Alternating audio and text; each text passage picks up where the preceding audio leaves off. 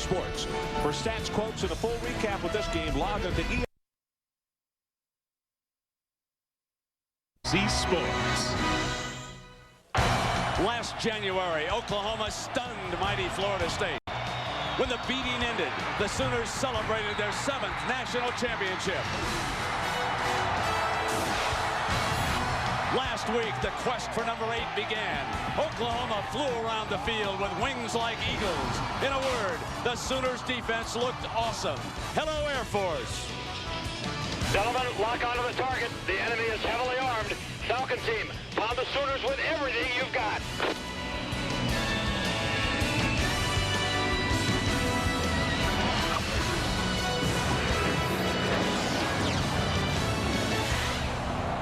Before the largest crowd in the history of the Air Force Academy, the defending national champion Oklahoma Sooners pay a visit on the Air Force Falcons. Coach Bob Stoops, in his 2nd year, won a national championship. His quarterback, Nate Hibble, his 2nd start.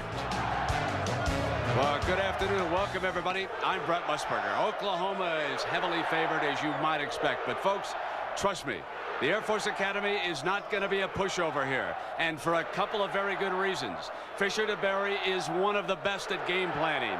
He's 15-2 in season openers. He's had a lot of time to think about OU.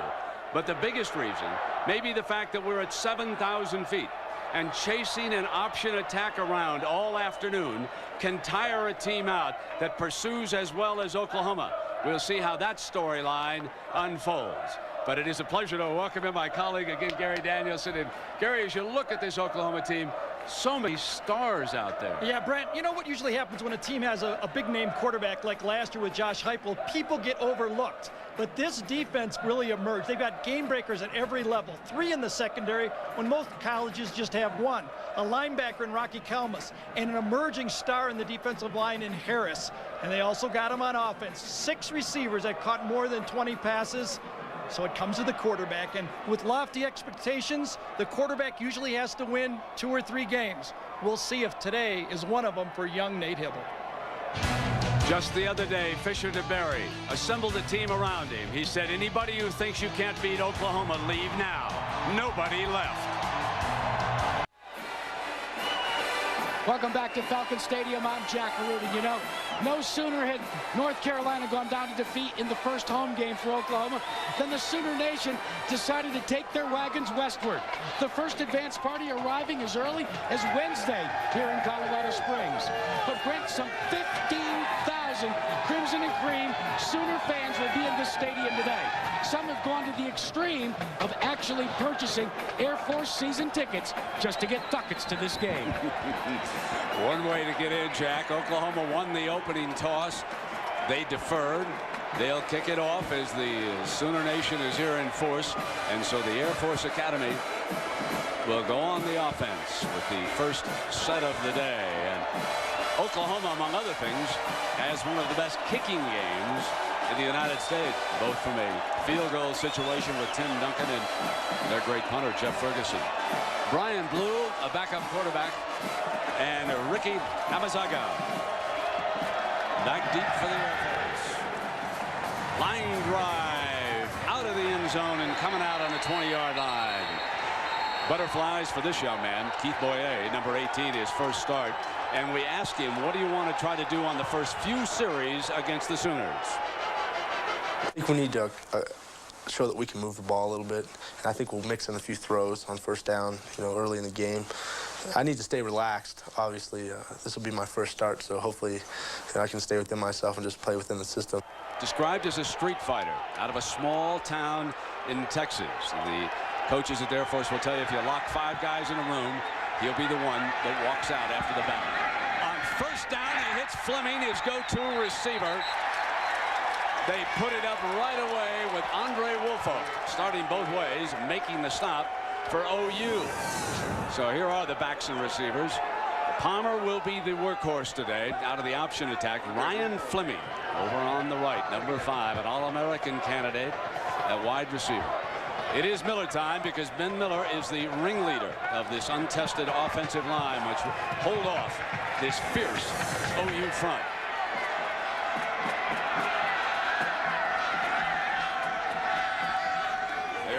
Play-action look. Here's the pitch now to Palmer. Tries to get the corner. Run out short of the first down marker by Brandon Everidge, who's one of the stars of this defense. Harris, the 5-star recruit, is a true freshman. Started last week against North Carolina. Keep an eye on 97. Very hard to block. Linebackers, well, why not Rocky Kalmus for the Heisman Trophy, folks? It's wide open. He's such a great linebacker. Everidge made that stop. You got Roy Williams. You got Derek Strait. And here is number 20. We'll be keying in on him all day. Rocky Kalmus. Here's 3rd and short for the Academy. They'd love to get a first down in their first series. And Boyer takes the first hit and dives for the first down. And Gary, that is the one thing that they want to do. Keep possession of the ball and move the chains on Oklahoma. When we talked to Chuck Peterson, the offensive coordinator for Air Force, he said early in the game, I don't want to feature a lot of triple option. I want to get Keith comfortable with the game. A little pass, and we were at the luncheon. What did Boyer say he wanted to do? Throw on first down, didn't he? I think and indeed he did. Exactly. So, you know, he's got the moxie that you're looking for to upset a big team.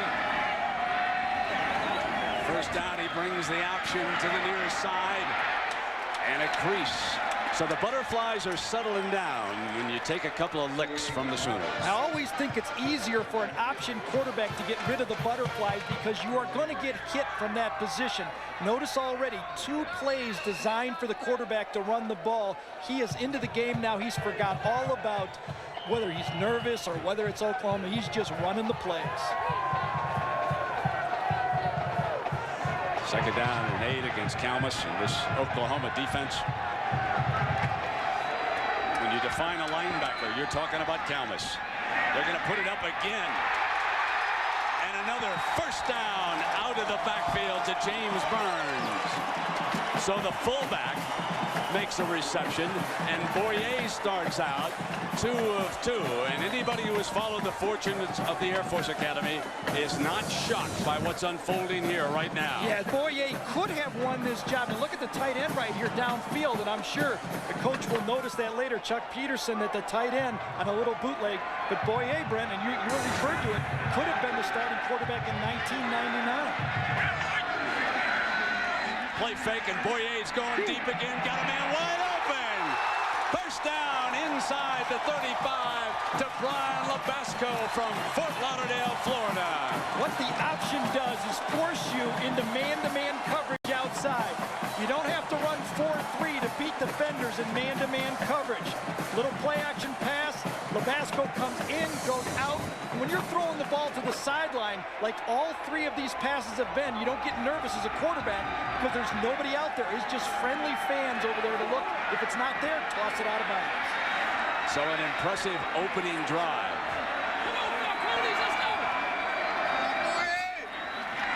Boyer coming again on a late pitch, a bad one on it. Recovered by the Air Force Academy. Brown went hard with it. And as he tumbled out of bounds, he kept possession of it. That was very well defended, Gary, by OU that time. They had it really strung out that time. And that's where the speed of OU has to make a difference. When the play is run sideline to sideline, guys like Derek Strait right there, and those linebackers that can run so well, Brandon Moore, Teddy Lehman, and Kalmus, should make those plays. But, Brent, I thought the halfback, and part of the strategy in pitching it is to make the halfback turn up. Should have turned up. It was a better pitch than it looked. 2nd down and 14 for Boyer. Straight back. Had time. Fleming tried to break free, but Strait sticking right there with him, and Boyer threw it away.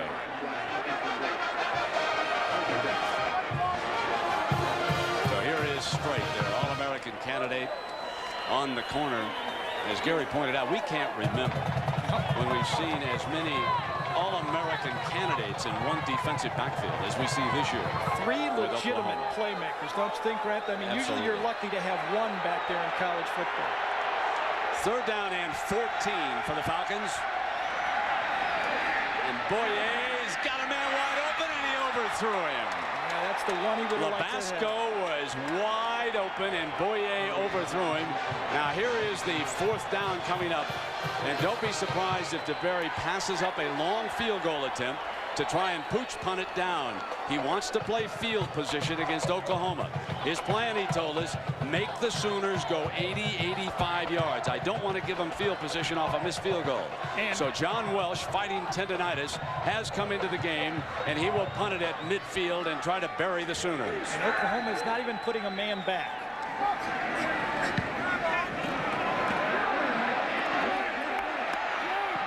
A great bounce for the Air Force inside the 10-yard line.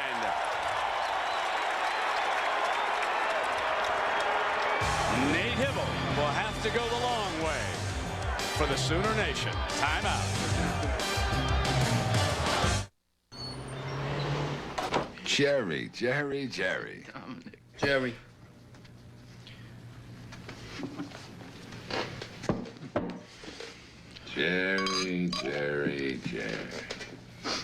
Jerry. Dominic. Jerry.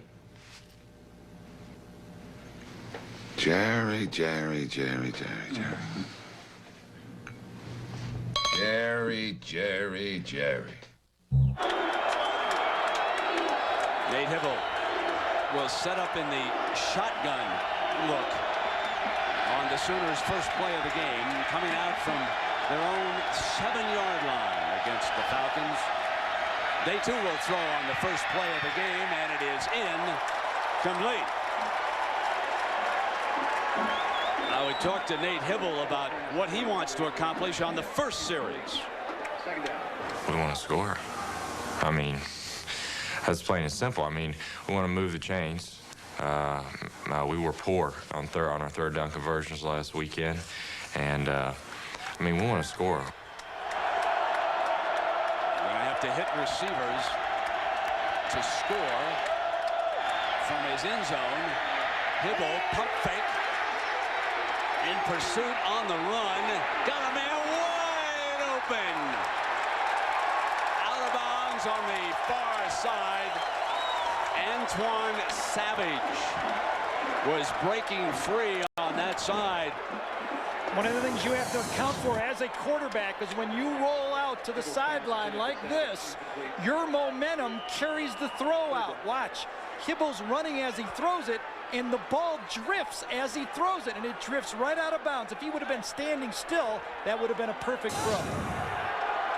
And it puts Hibble and the Sooners in 3rd and 10 against the Falcons.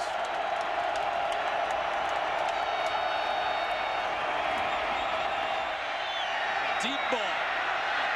Incomplete. Trying to stretch the field to Andre Woolfolk, who started both ways. And that was not a pretty series for the Sooners.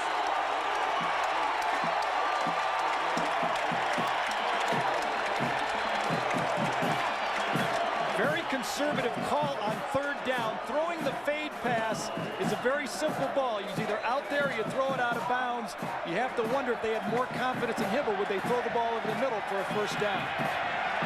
Leotis Palmer will attempt to return this Ferguson punt, and Ferguson backed up in his own end zone. Got him, he got it off. What a great move by Ferguson. Oh, tremendous by the punter. The Falcons, who were 2nd in the 90s only to Virginia Tech in blocked punts, had Ferguson dead in the end zone. And like a smart punter, calm under pressure, just like he took that safety against Florida State.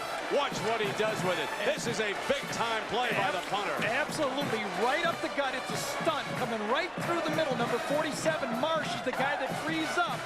Look at that. That is heady. And Brent, for you to recall that safety, that's exactly right. He keeps his head about him. Huge play in the football game. We've got a timeout. Folks, this is Fisher DeBerry. This is what he brings to this coaching staff as the head coach. He orchestrates the special teams, and to be ranked 2nd only to Virginia Tech with the youngsters they have, and these are not the fastest players in Division I. This is an awesome statistic for the Air Force Academy. That man can flat out coach. He's at midfield right now against the Sooners, who were 3 and out. Now he shows eye, and they're going to let let the fullback buck right straight ahead. That's Schaefer out of Lakewood, Colorado. Let's take a look here at Gary's game breakers. I think this is what's going to determine the game here. The quarterback, Boyer, and the fullback in the wishbone offense, or split bone, must get through the defense, break the line of scrimmage. Air Force has to get the game to the fourth quarter, let the altitude make a difference. Defense, stop the fullback, and for the Air Force, so apropos, no bombs.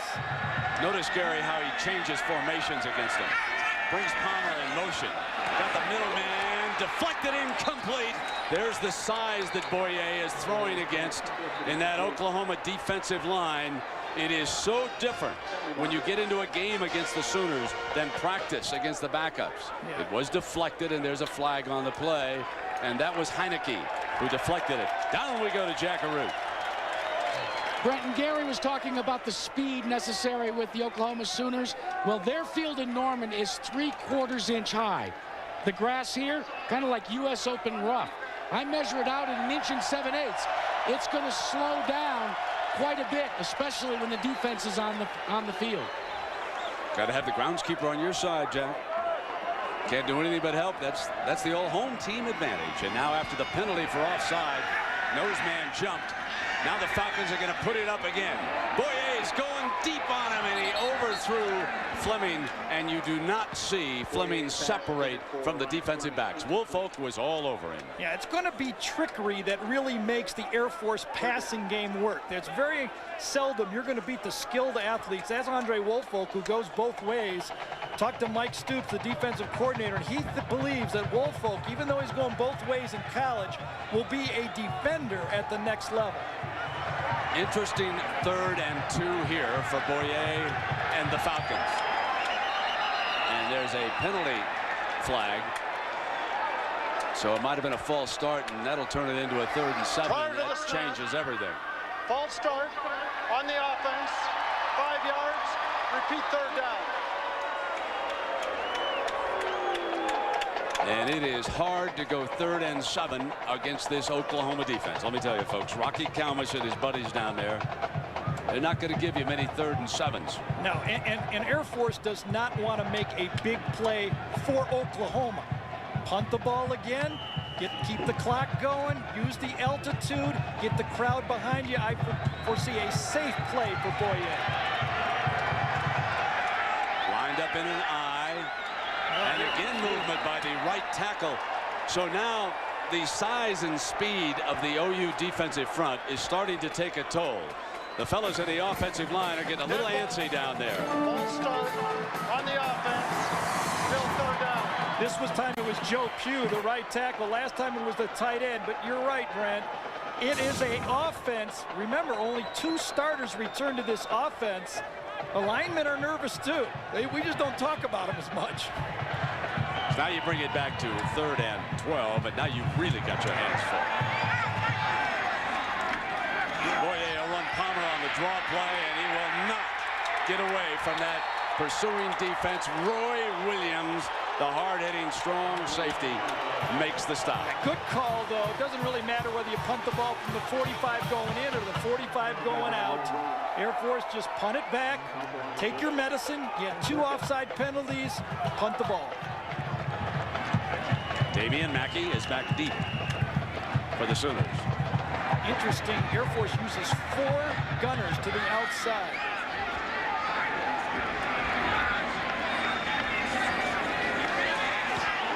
Oklahoma came close with that speed. They returned the favor, and they forced the bad punt. Fisher worked long and hard about protecting the punter, and when you use those gunners, Oklahoma said, go ahead and use the gunners, because we're going to outnumber you at the football, and they almost did. Timeout.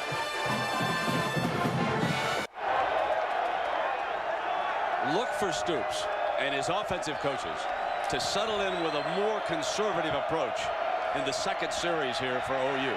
Look for them to try and use this offensive line to wear down that 3-man front.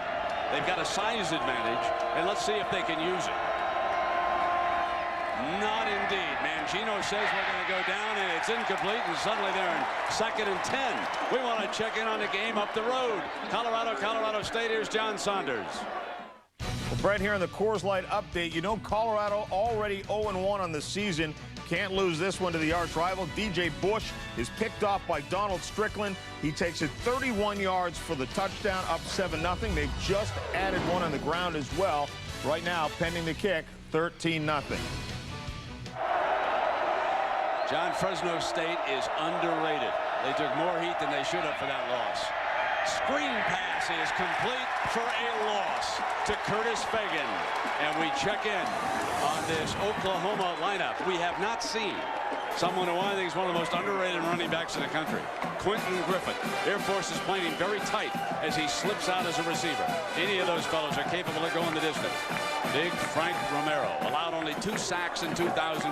What a job he did in the Orange Bowl on Jamal Reynolds. Stoned him, shut him out. Was nowhere to be seen for the mighty Seminoles.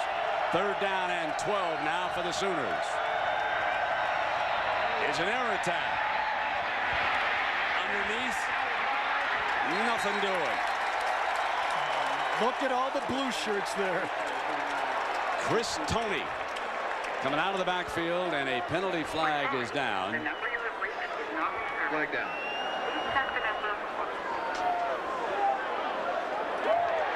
Against Oklahoma. It's a biggie. Defensively, they'll change the front, but they'll sit in the 3-man. Danny Probert, a young man out of Kalispell, Montana. The linebackers are very raw and untested, and so far they're showing up here today, making nice stops after the catch. It's a point of emphasis. They'll stick in the nickel all game, the Academy will. Number 22 is a free safety with a future. Personal ball on the offense. 15 yards from the spot for the run. 4th down. Jerry, I must say it. This is an ugly offense. So far it is, but I don't think Oklahoma's going to change their style, though, Brent. They are a finesse offensive team. Quentin Griffin gets the ball with screens, draws, a little bubble screens inside and outside. Very hard for Oklahoma to become a running team out of the shotgun. It's just not what they do. And here's the young man who saved him with Palmer back deep to try and give him a return. Ferguson back there with the Academy come again. Beautiful punt. Oh, what a leg that young man has. Oh, is he one of the best inside the 15. Palmer slips 2, but not the 3rd man, and he's down at the 25-yard line. So we're scoreless. An ABC Sports presentation of college football brought to you by Chrysler. We're reinventing the passion for driving. Pacific Life, annuities, insurance, investments. Discover the power of Pacific Life. And Circuit City, we know how you feel. That's why we're here, and we're with you. Spires of the famed chapel here at the Air Force Academy, one of the great landmarks around Colorado Springs. Look for Air Force now to run their sideline-to-sideline option and sweep game and try to wear down the speed of this defense. We could take a look at the rushing offense, what the Air Force did, but it is hard going against Oklahoma here today. They had run for just a little over 10 yards so far in this game. So that Sooner front, just awesome, led by Kalmus and friends. Yeah, the front 4, too, is highly underrated. Corey Klein was a second-team freshman All-American last year. The addition of Tommy Harris.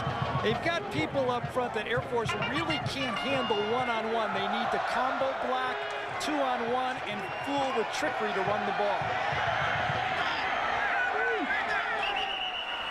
Timeout has been called. We had an illegal formation.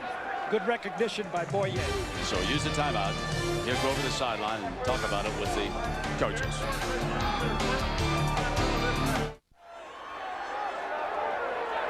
Second down and 9 for the Air Force Academy. And our 1st and 10 is presented by Chrysler.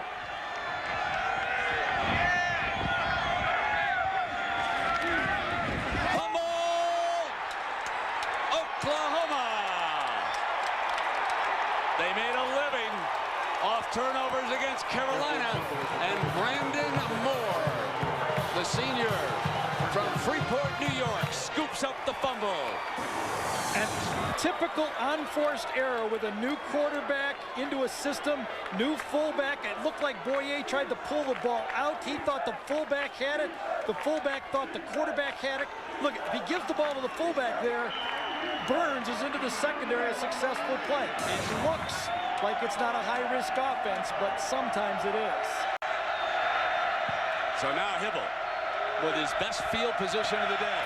And here comes Griffin. Griffin slants to the 25-yard line. Well, let's look at the game breakers here that's going to determine this thing when Oklahoma has the ball. First of all, you've got the advantage in speed. You need to overpower them with them, and you do that by using all of it. Spread the wealth. All the eligible guys got to get the ball.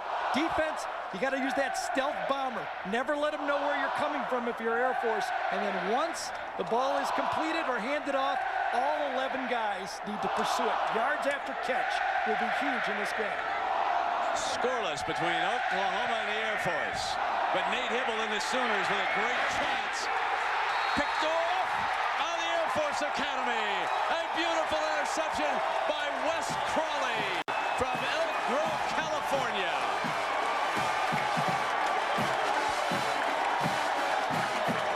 This ball was thrown horribly behind the receiver. Needs to go way out to the sideline, but I think Matt McCraney hit Hibble just as he let the ball go. Watch how he has to come back for it. That's why the ball was intercepted. Usually when that happens, the quarterback is under duress. And I think he got hit by McCraney just as he let that ball go. The Air Force dashes back out onto the field.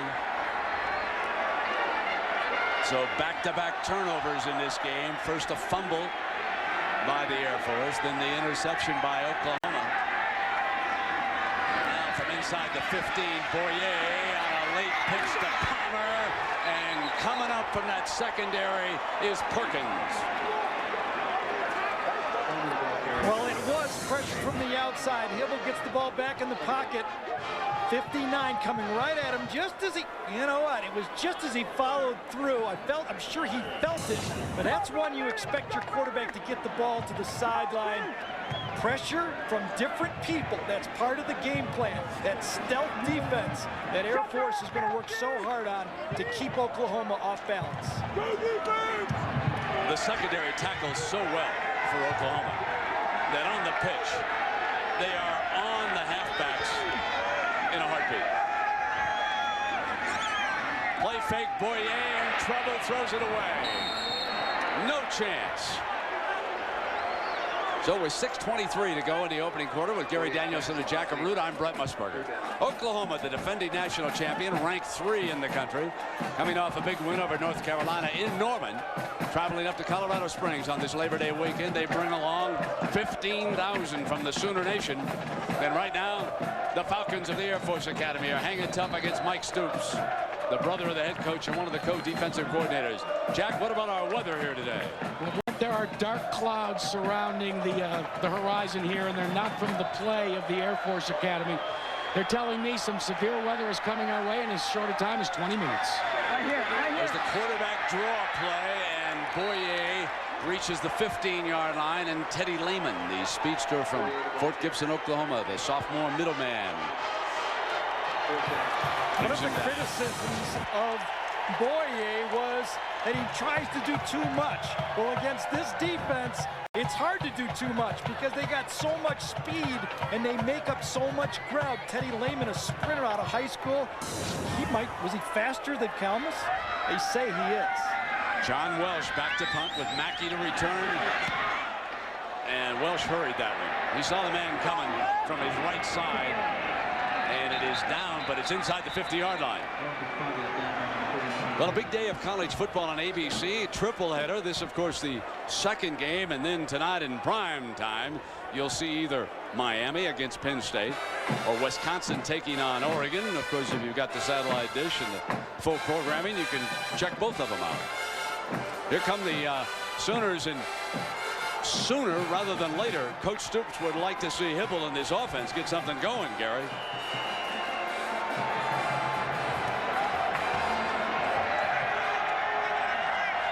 First down.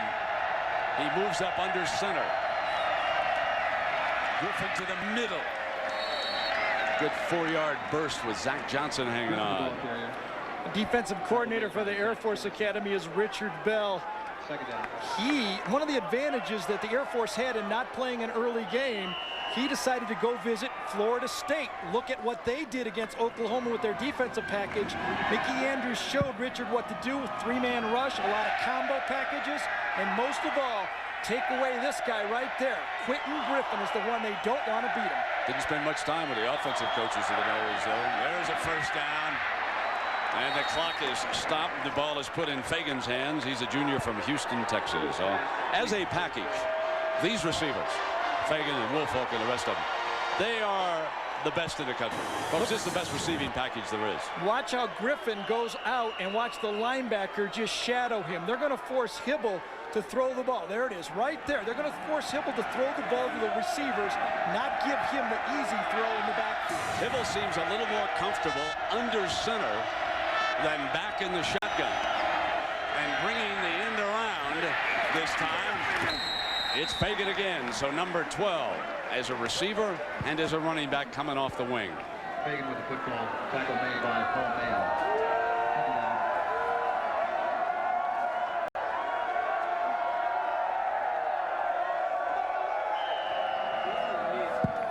Now Oklahoma with a 2nd and 5. The ball on the 29-yard line.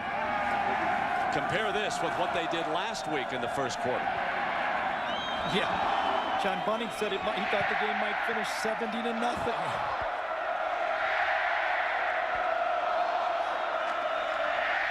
There's Griffin on that inside handoff. Look how slick he is to daylight for the end zone. Griffin forced out of bounds at the 2-yard line. Saving the touchdown is Jeff Overstreet, but the Sooners are knocking on the door. It's hard to say Quentin Griffin is underrated. Maybe because of his size, people discount the effect he has. I think he's the perfect back for this finesse offense that Oklahoma runs, because if you don't get him before he gets started, there's not many people that can handle this guy in the open field. Mac Brown in Texas, never want to see him again. Yeah, what, 6 touchdowns, was it? Yes, it was. Touchdown, I believe. Hibble kept it himself. Well, unless he has to get in with his feet, yes, that should be good. That's the latest signal by a linesman I've ever seen.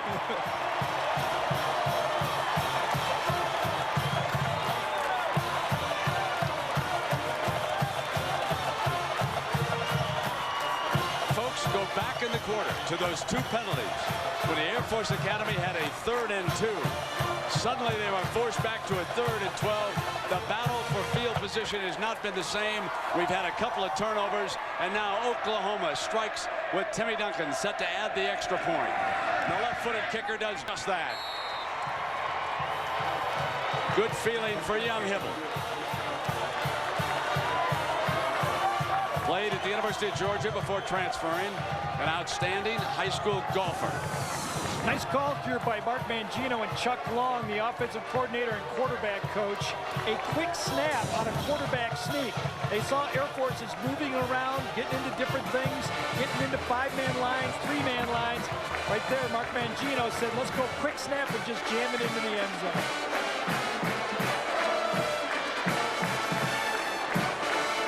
Man looks like a state trooper. Rested down there. Coming from Oklahoma City to Norman. Officer, I wasn't speeding. Let's go to Jackaroo. Well, Brent, this rough-like turf is not bothering Nate Hibble. It doesn't surprise me. At Georgia, he played on the Georgia golf team.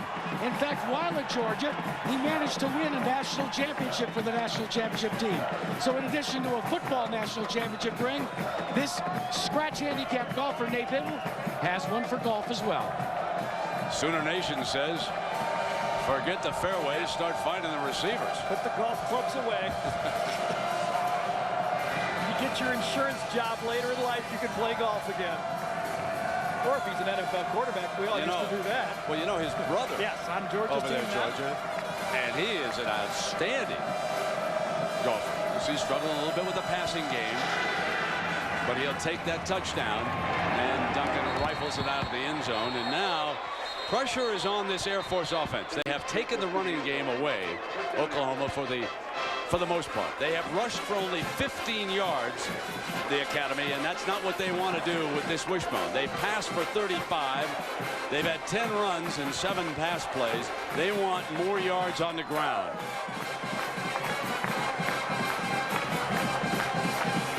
But Rocky Calmus and his friends are not giving in. Eyeing the offensive set, which is a basic eye. Boyer on a keeper, bounced for about 4 yards. And, you know, when you look at Rocky Calmus, you just think linebacker, no question about it. And he spoke to Jack about being a linebacker. And you can't be aggressive. You can't do too much blitzing. You don't really want to sit back and wait, but you don't want to be over aggressive because you're going to get caught in the wrong place. And so we do have to slow it down a little bit and be cautious. Yeah, Rocky trying to slow it down a bit against the option. But that's the only attack where he'll ever slow it down. 2nd down and 6.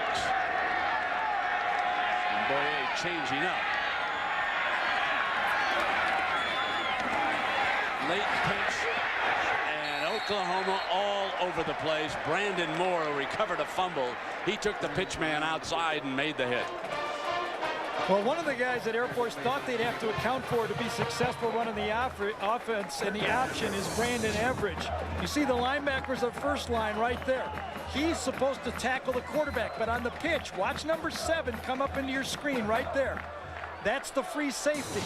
They haven't got to the free safety yet. That's a problem in the option. 3rd down and 6, and Boyer. Middle. Oh, wow, completely hang on. He did indeed.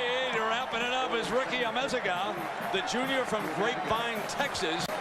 What a pop he took from Brandon Moore, who's playing a great game. Yeah, I don't think he had any choice but to catch this one. Brandon Moore was right. There was no ejector seat on this one. He had to ride it all the way down. Play action pass coming right across into there. The linebacker on the outside is going to meet him right there. This is how it works when you run the crossing route. Get him the ball. Everybody's doing everything right, including that guy right there. 1st down. Fleming is in the slot to the left. And now Boyer pitches the other way, trying to get Palmer some dancing room. And there's your man Everidge cleaning up on the play, Gary. 2 of them, though. And he's limping off. Everidge was injured last week. He's down on the ground. Number 7 for Oklahoma. This could be huge for him. Yeah, Sims is out, the backup, so I'll bet Matt McCoy might be the guy they have to bring in, who's really a strong safety. Oh, what a shame to see this young man go down again. What a player he is. Watch how quick Oklahoma is. On the pitch, they've got 2 guys out there to stop this. There's not a back that can beat number 2 straight. And number 7, who actually, Everidge, Calmus came over. Yeah, it was Calmus. He twisted it and almost did it himself, hog-tying Palmer down. Calmus come flying across. That's the pursuit. And Mike Stoops says, I got one of my game breakers on the field. One more look, number 7. See, it almost looks, Brent, that he does it himself, doesn't it? I really think he does. He tries to get leverage and twist Palmer down, and he twists his own ankle. Sometimes, if it's one that's already been hurt, he could have just tweaked it. It didn't look like a tweak, though, did it? No, it didn't. You don't carry guys off with tweaks. Those are twists.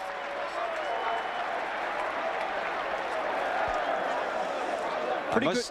Oh, I hope he's going to be all right. Pretty good run, though, by Palmer, getting something out of nothing. I mean, that's a win for Air Force to gain that many yards, 4 or 5 yards on a play that was really defense by Oklahoma, and keep the clock going, keep the ball away from Oklahoma's offense. That's a win.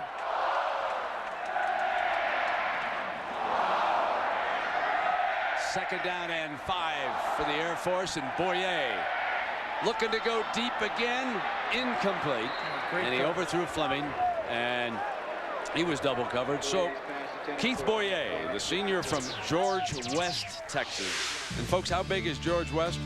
Well, today's crowd is 20 times larger than his hometown. The last game of importance he ever played was back in 1997 Texas 3A championship game for George West.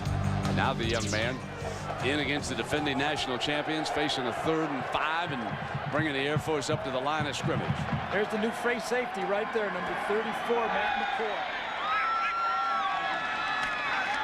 Boyer going to keep it. Boyer was close. I think he crossed that yellow line, if that thing's very accurate. Did he bounce across it, or did he? I think he made it. You could see Mike Stoops yelling for one of his players to come up and seal on that play. You can now, without Everidge out there, he loses a big time hitter who can come up and seal that point of attack. McCoy has to be more conservative than Everidge. He's new at the position. Oh, they got one of those stick things. They don't have to drag the whole chain out here.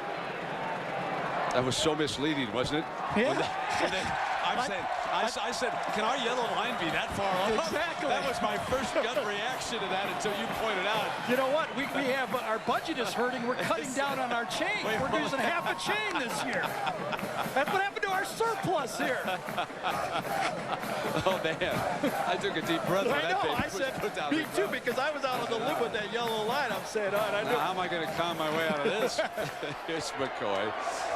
Back here replacing Everidge. And first down, the Air Force Academy trailing the Sooners 7-0. We've still got 1:48 left in the first. And Boyer brings the option. Well, one thing about him, he is a tough one. He took another lick from Williams. And that's what Chuck Peterson, the offensive coordinator here at the Air Force in his second year, said about Keith. He said physically he's a better runner than Mike Thiesman. He's got a good arm, but he doesn't have the knack of where to throw the ball like Mike did a year ago. You know, Fleming was in this substitution package, and now he goes back off to the far side. But in watching him, number 5 of the Air Force Academy is having a tough time. Those corners are locking up on him, aren't they? They sure are. With one shift by Air Force and 4 people changed for Oklahoma. Boyer incomplete, and I had to hold up for a second in case it was intercepted. Now it is time for our Pacific Life game summary between the Air Force Academy and Oklahoma. OU well defending the option on the outside, and then it was Griffin breaking free on a slant to the 2-yard line and setting up the only touchdown of the game. Oklahoma really has the feel of the post corner move that Air Force likes to run with their wide receivers. They're not biting on the post. 3rd and 7. There's a screen pass, a flanker screen, short of the first down. And Rocky Kalmus again. Talking to the coaches, I said, what a thing it is to have Rocky Kalmus, who's such a fine linebacker, but he's fast enough to go back and shut down receivers for you. And he, of course, was an outstanding high school fullback. So he brings a lot of speed, like Lehman, who's a sprinter next to him at that linebacking spot. 4th and 1, and let us see what Coach DeBerry wants to do here. He's down 7, and maybe he's picking up the wind here. He's going to let the clock run out. One of the things he's going to do is wait. Yes. Just let the seconds tick down here. You can see it running out. The Air Force Academy trailing by a touchdown here in the first quarter. It was a lot different, folks, against North Carolina last week. That game was virtually over. Well, I give North Carolina a lot of credit, though, hanging in there and not giving a game. But you're right. You hand the ball to Oklahoma, they're going to.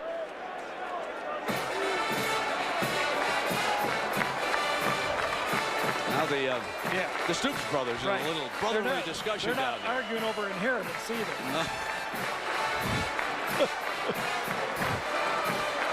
Oh, Bobby's unhappy with Mike. You can't do much better than a shutout. No, So with 6 seconds left. Remember, because there's 4 wingers, the blocker and the punter, that's 6. That means only 5 people are blocking up front. Oklahoma is playing it safe here, though. They will not rush, and it looks like another delay of game. Dead ball, delay of game on the offense. 5 yards from the previous stop. Still 4th down. You don't see that happen much. Fisher's unhappy. Yeah. Fisher DeBerry is unhappy. I think he's going up toward the official, right, with the way the clock with the timing. was set. He wants that timing mechanism. He said, who called timeout? That's what Fisher wants to know. Well, they had to delay a game. That's what stopped the clock. And they punted out of bounds as time expires here in the first quarter. And you can see the referee and the net back judge line it up at about the 17-yard line. Good punt. So Hibble, he has taken his licks, but he comes back with the game's only touchdown. Oklahoma up by 7. Timeout.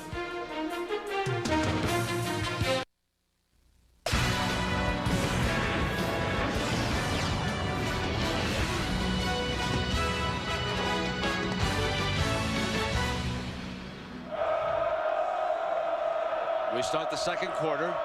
Oklahoma's possession. They lead it by a touchdown. And Griffin's big run, a large part of their rush yardage here. And they're going to come back with that play. And this time the Air Force Academy bunches it up after a short gain. And we have had late word that the storm is about 10 minutes away. But it does not have lightning in that cell. It's supposed to be some rain. And we saw the grand old flag whipping around here as it's come in and obviously should hit during the second quarter here with the Air Force Academy. On defense, they put 4 down linemen. They change the front. And Hibble goes back to the shotgun. Incomplete. The ball is dropped by Antoine Savage. Well, the difference in that look for the Air Force with 4 down linemen is really, though, just a linebacker putting his hand down. So again, Oklahoma doesn't know from the sideline before they snap the ball, and the coaching staff can't help Hibble on what front he's going to have. Every time he comes up, it might be 3, it might be 4, because the linebacker, number 59, McCraney, is the guy that's going up sometimes and down the other. There he is, right there. The design was to give him different looks. This time the blitz. Got a man. Dropped. That's 2 straight at midfield. 2 straight drops by Savage. Woo. And we go to New York for an update. Here's John Saunders. All right, Brent, Syracuse facing Tennessee. Casey Clausen, this is the first play from scrimmage. He wants it all. 37 yards to Dante Stallworth for the touchdown. Tennessee on top. Syracuse already with a loss this year. It's 7-0. Yeah, and Casey Clausen, John, could put himself into that Heisman chase here before it's over. As Oklahoma is forced to punt after 2 passes are dropped. The OU front trying to block everybody. Ferguson gets it off. What a punt over Palmer's head. He's going to not touch it. He's going to let it roll down, and that's a wise decision. Once he touches it, he was going to get creamed. That's a 71, count it, 71-yard punt. An ABC Sports presentation of college football brought to you by Chevy Trucks, the most dependable, longest-lasting trucks on the road. Nunivia for Men Aftershave Balm, more evolved skincare. Pepsi One, the first 1-calorie cola that tastes more like a regular. Pepsi One, this one's just right. And Aflac, without it, no insurance is complete. The Air Force Academy backed up inside its 10-yard line. After that punt, folks, you just put Ferguson down as All-American this year. He's awesome. Had 2 great plays in this game so far. Straight ahead and nothing doing.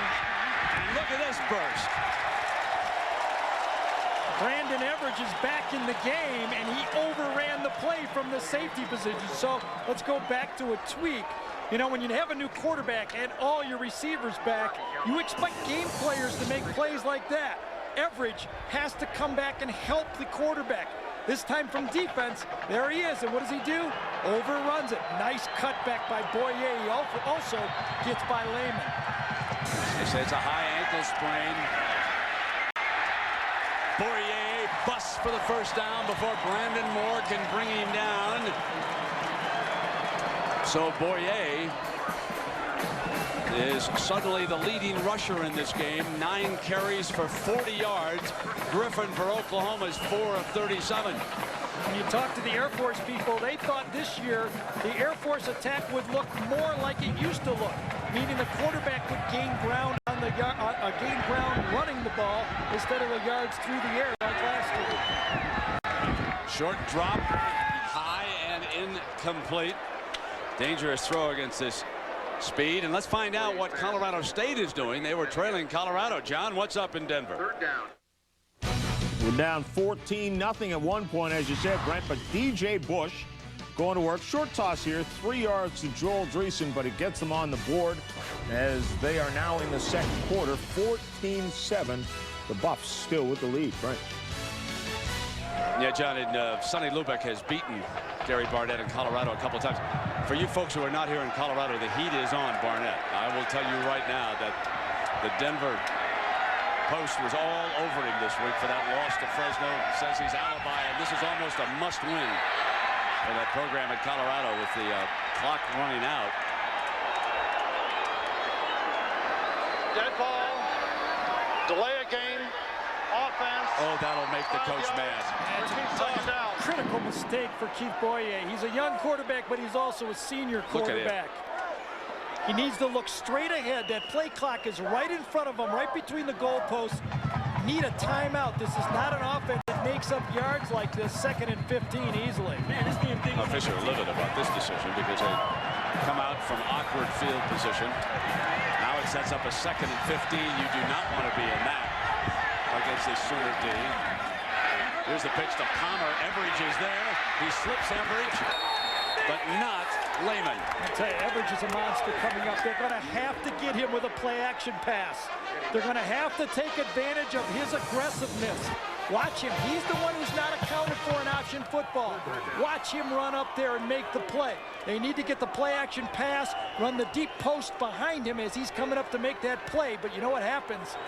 Oklahoma's playing man-to-man on the receivers. They don't fear him out there at all. Fleming is split way outside to the left. Boyer looking, wants it, goes to him high, deflected, incomplete. Trying to get the ball to number 5. Perkins, the defender for OU. Perkins is a freshman. He's part of the nickel package. He and Andre Wolfold kind of share that other corner spot opposite Derek Strait.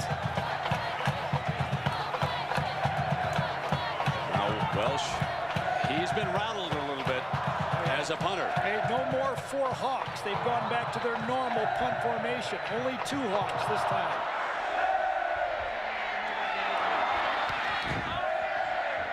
Mackey. Great protection. Just short of midfield for Oklahoma. 12:30 to go here in the first half. Oklahoma leads the Air Force by a touchdown.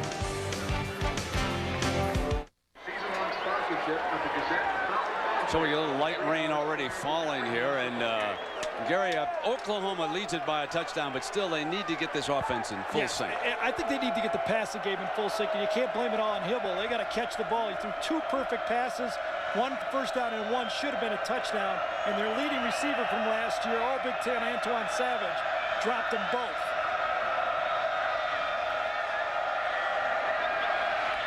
Middle, they go to the tight end. Now there's a change up as they bring it underneath now to Trent Smith, number 88. Well, here's your Aflac trivia question. When was the last time that Oklahoma played a service academy? Folks, you got to go back a ways, and only the hardcore members of the Sooner Nation will be able to instantly answer that one.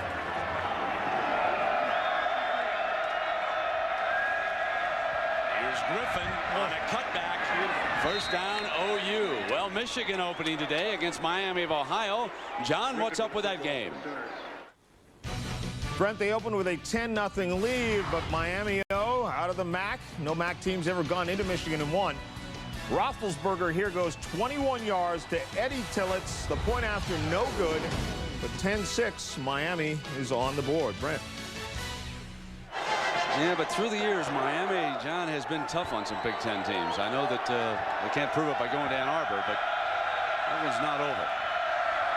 There's Griffin again, and now he's starting to pile up the yards, reaching the 32-yard line and giving the Sooners outstanding field position as they bring it down. The Sooners in this game have run 8 times and passed 11. They've rushed for 55 and passed for 15 yards so far in this game. So the passing attack has really sputtered. When Bobby Stoops came to Oklahoma, he brought a passing attack that he kind of stole with Mike Heath from Kentucky. One of the things is the tight end always lines up to the right.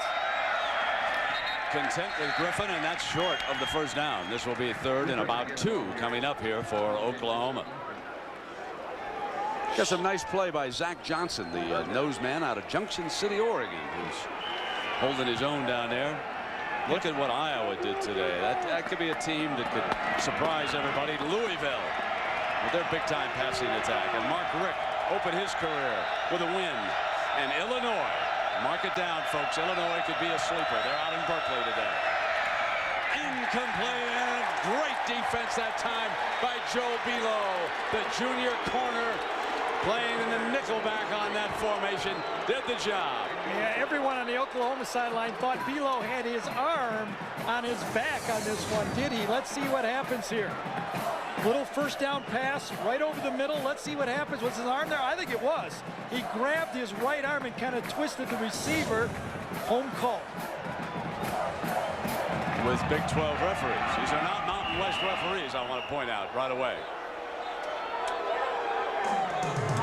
So we've got a timeout.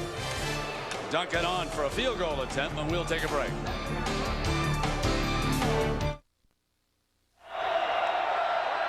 Tim Duncan to attempt a 47-yarder. Backup quarterback Jason White is his holder.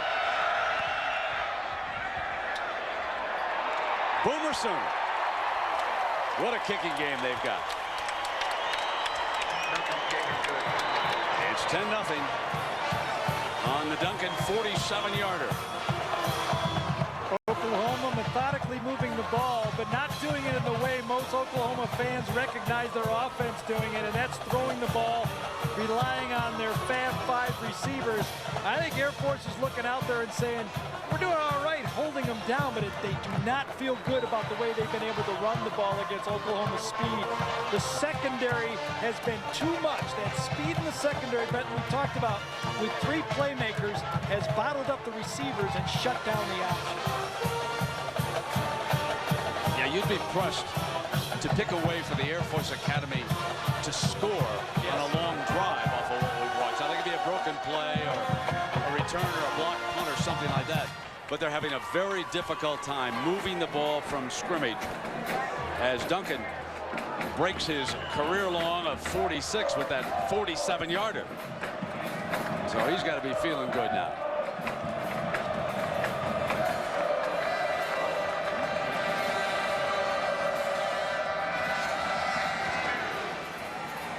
You know this one's going out of the end zone. Let's check in with Jackaroo. Jack. Well, Brent, as you and I and Gary know, Bob Stoops had a tough couple of weeks when his daughter Mackenzie was taken to Iowa for some surgery. We're pleased to tell everyone that Mackenzie is back at home in Norman, Oklahoma. And Bob Stoops was so distracted last week, he forgot to hand out game balls. So earlier this week, he handed out game balls, and you know who got one? His daughter, Mackenzie. Nice, warm story about the Stoops family, and we're so happy that the daughter as well, and back home. First down, Boyer brings it around the other way, but the razzle-dazzle doesn't work. Tom Heyer unable to find a hole because Roy Williams, another of those hard-hitting defensive backs, up to make the stop. So the Aflac question. When was the last time Oklahoma played a service academy? Folks, go way back to 1965. They lost to Navy. They were shut out 10-0, and I was told that Roger Staubach had already left, that he was not a member of that upset when I saw that graphic, but that's Here's a the while game ago. plan that's unfolding. They're locking up man-to-man outside with the corners and allowing the free safety to run from sideline to sideline on the running plays. Threw underneath and made a nice hookup with Amezaga from Grapevine, Texas. So he was wide open on that play. They gave such a cushion when they backed off in that zone. Coming out Derek straight right now, doesn't have help inside. He's going to give the short play, comes back out and slips as the ball is thrown. But Another play where Boyer is showing that if he's given the time, he can put the ball and throw well enough to make this offense work. They've held Fleming of the Air Force Academy to 1 catch for 7 yards. Boyer to the 41-yard line, and it'll be 2nd and short on that fine burst. Yeah, that's a designed running play for the quarterback. You fake to the fullback, and the motion man comes around and leads for the quarterback. People that play down the line and try to play position defense against you, it's almost a power play to offset that. 10 carries for 48 yards for number 18. He moves up under center. Picks his way and got whacked. You could see how they just stopped him from reaching the yellow first down line there. Yeah, that time it was Tommy Harris that got off his block, the freshman sensation, and Everidge coming up from the secondary. That 1st and 10 this quarter is presented by Chevy Trucks. This will be 3rd and 1. Now, Gary, in this situation, you played a lot of option quarterback actually before you went to the NFL. Would you just take the quarterback right straight ahead and try to power for it? Try to use the fullback, either fake or give it to him. Which they do. They fake to him, just what you called, and a first down at the 45-yard line. And for his first start, even though he's made some timing mistakes, young Boyer's done all right here for Coach DeBerry. And both quarterbacks have. You know, you look at Josh Heupel last year, the expectations for Hibble are high. Same for Boyer. Mike Deason put on a year last year in the post-option type offense. He threw for 1,600+ yards. That's going to be tough to make up for Boyer. More of a running attack.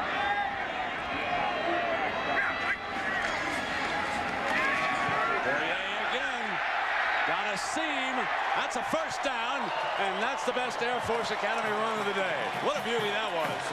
The strategy of starting out with different plays and then move on to the option is working. You take the aggressiveness of these linebackers and the speed, and you use it against them. This time, Rocky Kalmus overruns the play. Watch number 20 right here. He sees it. He says, all right, coach said, get to that option. He's out there. He's out there. Too far. Goes, jumps over a guy, and the cutback is beautifully run by the quarterback. The Air Force moves to the OU 44. Wide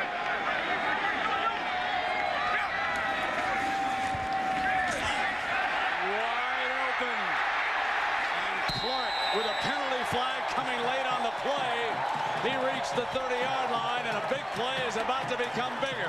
It might be, though, offensive face mask. Oh, my. I thought Clark, I saw him straight arm, and I wonder if he got Everidge or if it was the other way around. We will see. Looks like the way the body language is going, it's against Oklahoma. It's the counter play this time. Again, making guys go one way, coming back the other, into the secondary. Face mask on the defense. Just slightly. Everidge came across and just got him on the face mask. Reaches out, very obvious. See the other hands going this way over here. One hand each. Defense got the face mask. You know, Matt May, the center, he did a fine job of helping out on that block and opening up that hole on the left side that time. He's out of Lamar's, Iowa. First down. Boyer going to cut back. Tough team to cut back against. I really think it's your only hope, though, Greg. I mean, you can't outrun them to the sideline very often, so you got to work on your cutback game. But, you know, you talk about those offensive linemen. I don't want to give the impression that these guys are small little grunts here. They go 270, 280. They're not the 330 type modern offensive linemen. But back, you know, maybe 15, 20 years ago, this was the average size lineman. 2nd down and 7 for Boyer.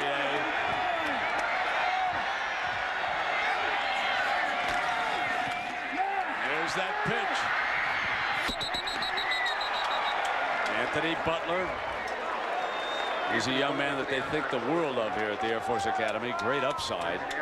Carrying for the first time here today. And a reminder that September 10th, that's a week from Monday, join ABC for the regular season premiere. Monday Night Football.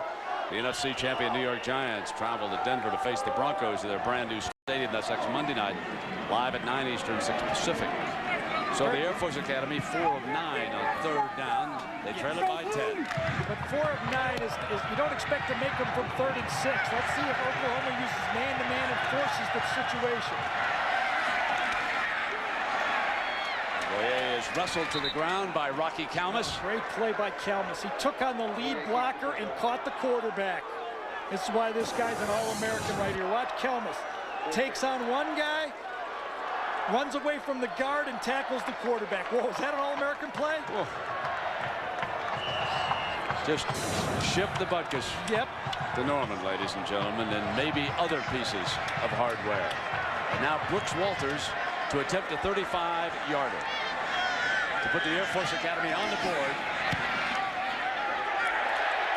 And he does just that.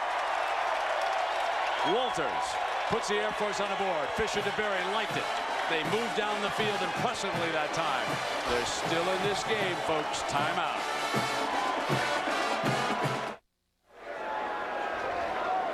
Folks, that was the most impressive drive of the game. 63 yards for a field goal for the Air Force.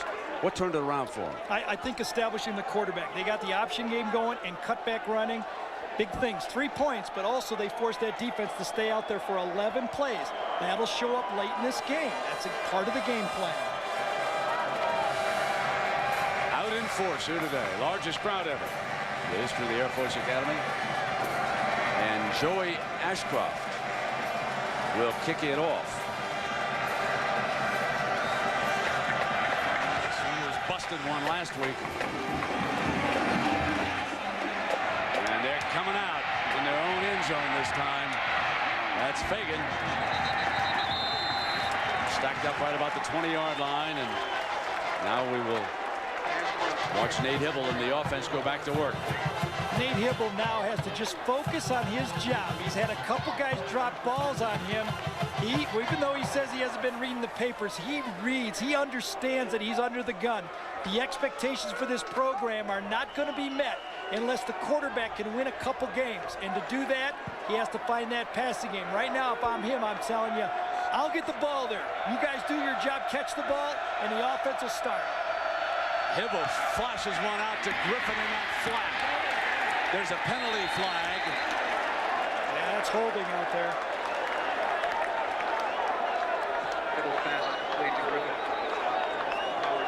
I think it was Andre Woolfolk, number 17, who's blocking downfield that just latched on. If I get this, Brent, what am I, 2 for 3 or what, 3 for 4 or where am I? I got the first down line.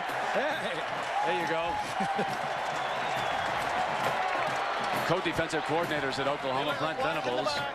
Once upon a time, Missouri was very interested in him, and Joe Castiglione, the outstanding athletic director at Oklahoma, told us because they were approaching that Florida State National Championship game, Brent said, no thanks, I don't want to be distracted, I'm going to stay right here. But he is one of several members of this staff who someday will move on and become head coaches. That's the way it is when you have a very successful staff like this. And of course, younger brother Mike Stoops, he also is expected to move on someday.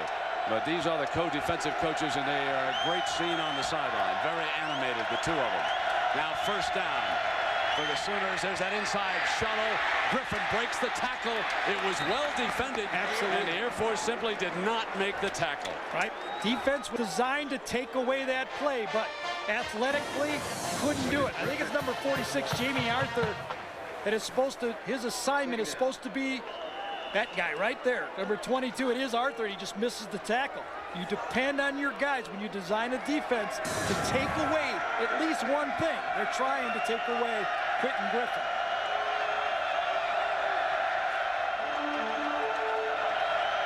Now Hibble. Great protection this time. Oh, my. Almost intercepted. There's Overstreet. The safety with the upside here in Colorado Springs. What a defense. A zone this time. Everybody's just dropping in zones. And when Hibble looks up, look at the linebacker go for Griffin. Nobody to throw to. Look at that spacing. Everybody's got watching the quarterback. All those guys. No one for Hibble to throw to. All the time in the world, 3-man rush. But nobody to go. And when he lobs the ball up, just enough air for that deep safety to cover territory and almost come up with it. Hibble and the Sooners face a 3rd and 13. Must reach the 30-yard line for a first down.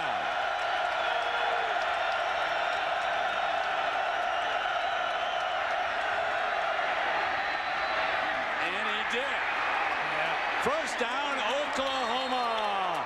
Damian Mackey. Very interesting right there. The defensive system played in and out on Mackey. 2 guys, 1, 2 are going to cover Mackey. Out here, man-to-man. Hibble goes to the guy that has 2 guys covering him. A misread. Should not throw to him. Better talent, good throw, first down. And even the man on the outside who was manned up was covered that time. Exactly. That's pretty good by the Air Force Academy. And like you said, athletic talent. That's that Mickey Andrews system, playing combo coverages. High, got a man running free. Woolfolk breaks one inside the 15-yard line with Overstreet saving the touchdown. And Hibble comes up with his biggest pass play of the season. 54 yards to Andre Woolfolk, who grew up the road in Denver. This is the vertical. They ran the square last time. This is the 4 down the seams. 4 receivers, a little bit of a crisscross running down the seams. It's a staple of every spread offense. But look at this offensive line. They're only really rushing 3 people here. No, it's 4 with a linebacker. But that, Hibble says, is nice. Griffin on the inside handoff. Nate Hibble right there says that's like a stick in a 3-iron from 205 yards within 2 feet. Brought down by Fendry. Throwing that ball up the seam, changing the field upside down. Now he's starting to feel comfortable with the game plan, and maybe the coaches will start to feel comfortable in him and call more of those plays. 3 minutes left in the first half, and the Air Force Academy hanging on.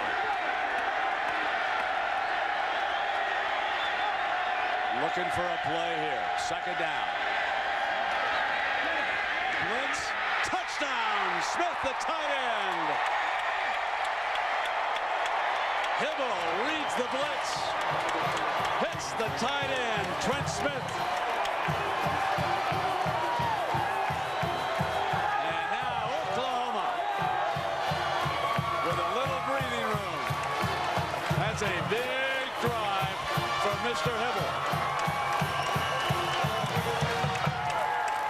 That was roommate to roommate. They share toothpaste and a touchdown right now.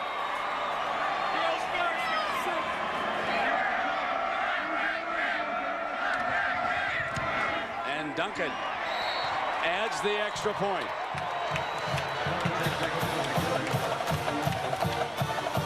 The big play forced Air Force for the first time to come with an all-out blitz. 7 people will come. The linebackers, 4-man up front. That forces man-to-man coverage. Smith wins off the line of scrimmage real quickly. There's nothing going to happen to Adam Haynes. Gets beat. And the right-handed quarterback, remember Heupel was left-handed a year ago, goes to the tight end, who always lines up right. He expected a lot of passes against North Carolina. It didn't come. But here today, Smith is a recipient of one. Jagaroot. Well, Gary, as you said, Smith and Heupel are, well, they're roommates. So what do? When the sun goes down, they like to practice toss the pigskin. In fact, Trent Smith says, don't be surprised if I catch some passes. He says, the turf is a lot easier than the blacktop in front of our duplex apartment. 2 minutes and 46 seconds like lightning. OU strikes. What an impressive drive that was. The Air Force Academy had cut the lead back to 7. And now it's 17-3.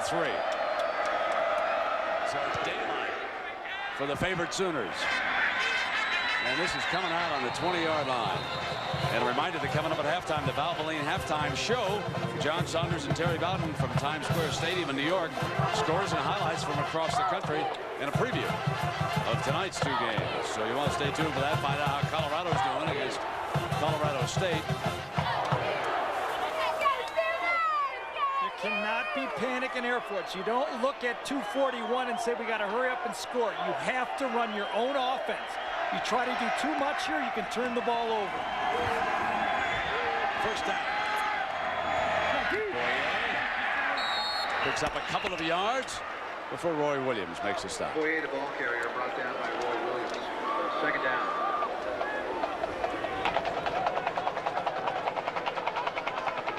The Oklahoma defense, they shut down the big go-to receiver. They have held Fleming to one catch. First Ryan play of the Fleming, game. Wyoming, Ohio, with his father and grandfather here, and what a job they've done on him here today. Boyer, short of the first down. Oklahoma has all 3 timeouts, but with Air Force in a position to pick up the first down, I think they'll just sit on it. Ted Reckikelmus limping around out there. Waving him off. Oh. And Stoops wants him to come over on this timeout. Coming toward the top of the hour, the Air Force Academy uses a timeout here with 1:53 to go. Largest crowd in the history of Falcon Stadium here. Jack Arute and Gary Danielson. I'm Brett Musburger. The Sooners struck first. They led it 10-0 before the Falcons kicked a field goal. And just a short time ago, Hibble, his most impressive drive of the season, struck like lightning to get that 7 back, and now it is 17-3. I know the long pass down the seam is really what set up the touchdown, but what set up the drive was the crossing route on 3rd down. That was his best throw of the game. I think that's when Hibble said, boy, I feel comfortable, and that's when Woolfolk and his receiving teammates said, we got a guy that can get us the ball. Coaching staff calls it, next play's a big play, and they get points. Let's check in with Jack. Well, as Gary Danielson said, that man, Keith Boyer, is a real street fighter. But one of the things that Chuck Peterson has been very concerned about is the fact that in situations like this, he tends to try and do it all himself. In fact, when they talk on the phone, because Peterson is topside, Peterson says he guards against that by trying to keep Boyer calm. Let's see how he did. 1:53 to go for Boyer on this 3rd down. Nothing to it. Did you see Everidge coming to that pile late? Did you see number 7? He cleaned it up. But look at Derek Straits up there. He reminds you of a Kenny Easley type when he comes up to pop you like that. Wow. His body frame reminds you of a Kenny Easley, too. The All-American from UCLA. Played so long with the Seattle Seahawks. But there he is. But you know what's nice for him today, Brent? He has really no responsibilities but the running game. It's man-to-man for almost 85 to 90% of the game, and he is responsible for that quarterback and pitch man.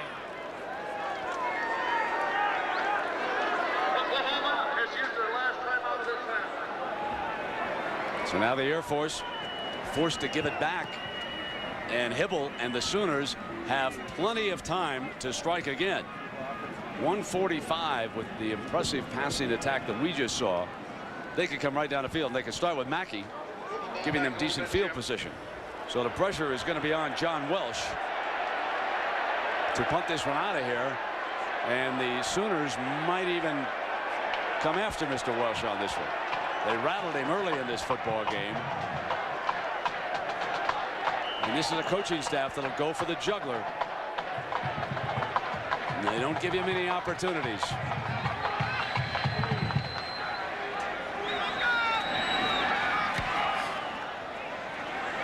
Not a particularly good punt. Here comes Mackey. 45 to the 42-yard line. Great field position coming up for OU. Rockies punt is returned by number 13, Damian Mackey. Brought down Well, next Saturday we'll be back with another great college football tripleheader. Starts at noon Eastern with North Carolina at Texas, followed by number 10 Michigan against Washington, and then at prime time at 8, Gary and I will be in Lincoln, Nebraska. Notre Dame goes to Lincoln, Nebraska for the first time since 1948 to take on the Cornhuskers. Folks, what a scene that is going to be next Saturday night in Lincoln. Everybody who loves college football will be tuning into that one. No timeouts left, but with a passing game and the clock stopping on first downs, shouldn't matter to OU. And Hibble getting great protection now. Motioning for Smith to go deep. Throws one. Penalty. Interference on the tight end who was reaching back for the ball inside the 5-yard line. Well, college rule make it a 15-yard penalty. But again, Hibble out there directing. You know, Brett, it seems like as the strategy of the game, he's not so worried about his technique now or listening to things. He's just playing ball. And that's what happens. Again, it's Adam Haynes. Loses Smith, never gets turned around, and he's forced to take the pass interference. He can't afford to have that thing caught right there. Plenty of time, great field position. DeBerry has to be discouraged by what's happened here in the last couple of minutes of the first half. He had just climbed back in the game, but for Sooner fans, the arrival of Nate Hibble could be at hand. His confidence has to be brimming right now. Middle, got him in again. Fagan inside the 10-yard line. That'll stop the clock. Remember, they're out of timeout, so he'll bring him up now at 1:14. The coaches will pay close attention to how Hibble handles this drive. They're involved in the Big 12 Conference, which figures to be perhaps the most competitive in the country this year, with teams like Kansas State, certainly Texas, Nebraska, and all the others. And they'll want to see how Hibble handles this situation. Griffin's going to run it. Strange call if you're out of timeouts. Well, he can take the snap, I suppose, and kill it right now. Well, he's still got a minute, and they call all their plays from the line of scrimmage. So they still have plenty of time to bring two more plays. If they have to kick a field goal, they have to. Quentin Griffin's been so good at scoring on that play. I can understand how they use it. You're right. Uh-oh, penalty.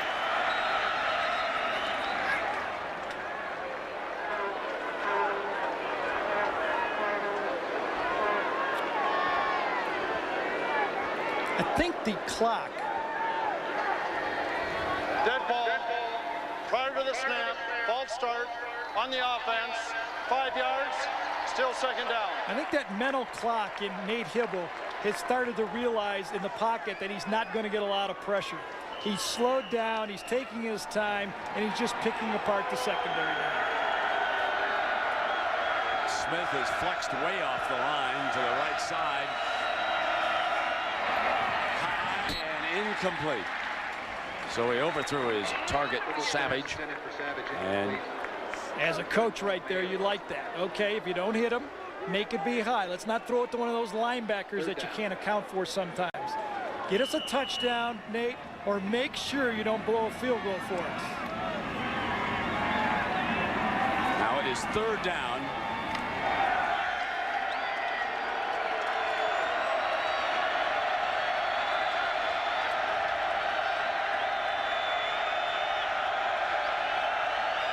Hibble in trouble.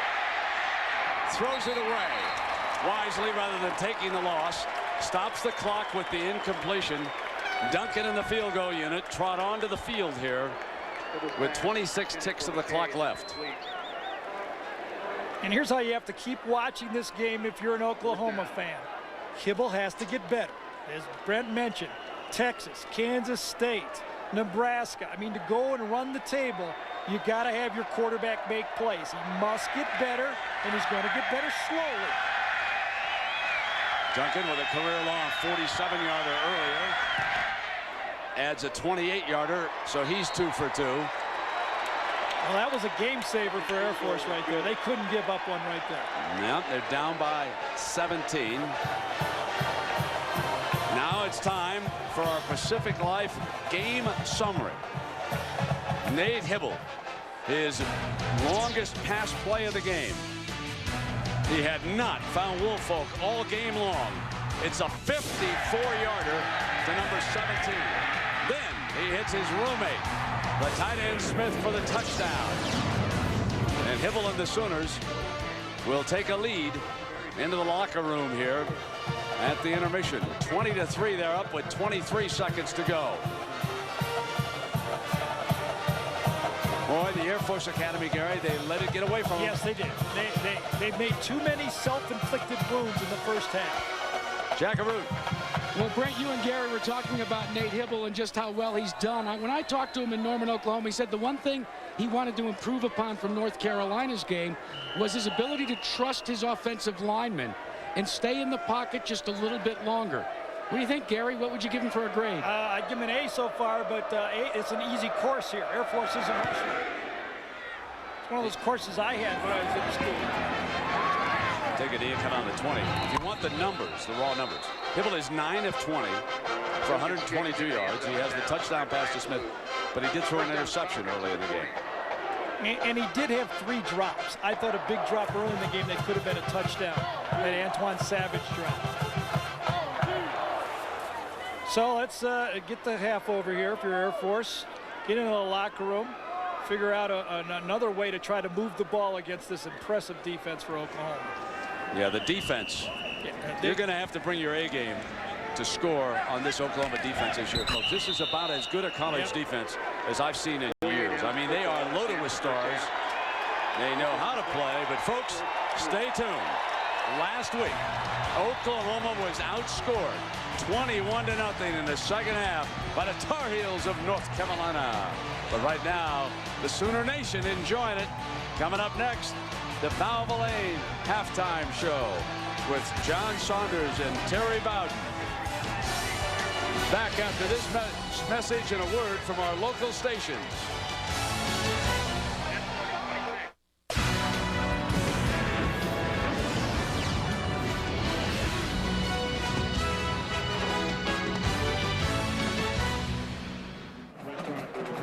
Oklahoma leads the Air Force 20-3 at the intermission. You've seen the glamorous plays, but there are a couple of other down and dirty plays that turned this game around. On their first series, it was 3 and out, but watch Jeff Ferguson, the senior from Tulsa. He shakes the would-be punt blocker and then gets off a beautiful 46-yarder. Then, Gary, the Air Force cut it to 10-3. Yeah, late in the half, 3rd and long, 2 men are covering Damian Mackey. Square in pass, Hibble misreads it, but the athletic ability of Mackey and the perfect throw gets the first down, led to the last 7 points for Oklahoma.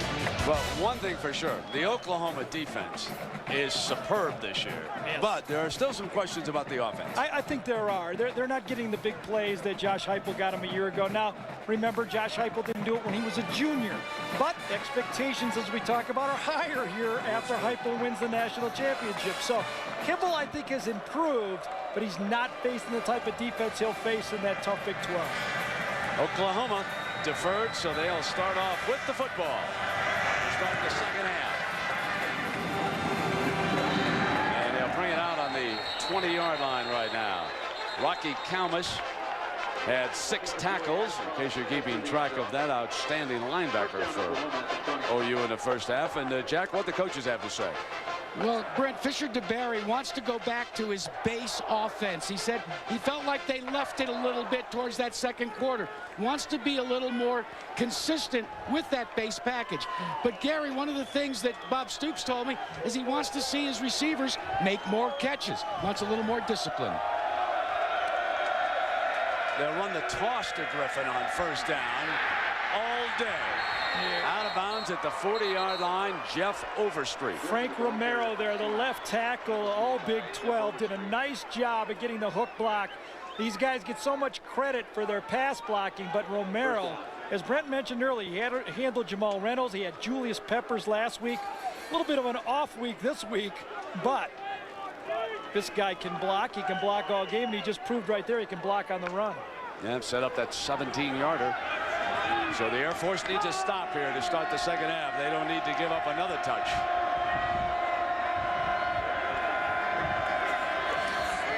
Bringing the end around and well read defensively that time by Zach Johnson from Junction City, Oregon. All right, let's talk about the game breaker things and let's see how it'll unfold. And overpower with speed, I think we've seen that. Spread the wealth. 7 different receivers have caught the 9 completions in this game. The defense, stealth, they've hit the defense pretty well, but when you throw the ball over and over, it's tough to get 11 guys on the ball. I think the Air Force have done a decent job, but too much firepower. I think the key stat has been spread the wealth around and no pressure on Hibble. Here come the OU receivers. Second down and 17.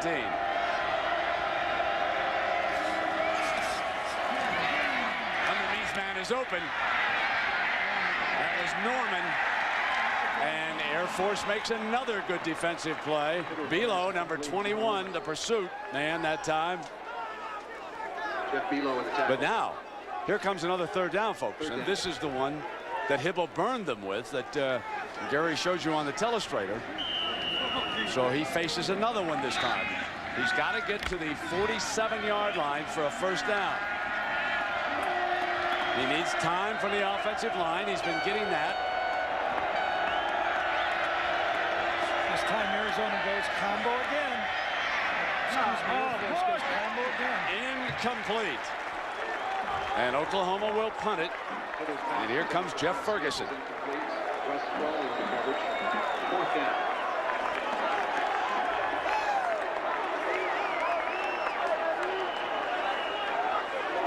Big stop. I mean, they just can't let Oklahoma put points on the board. The next team, if you're Air Force, if you want a chance to win this game, the next team to score must be Air Force.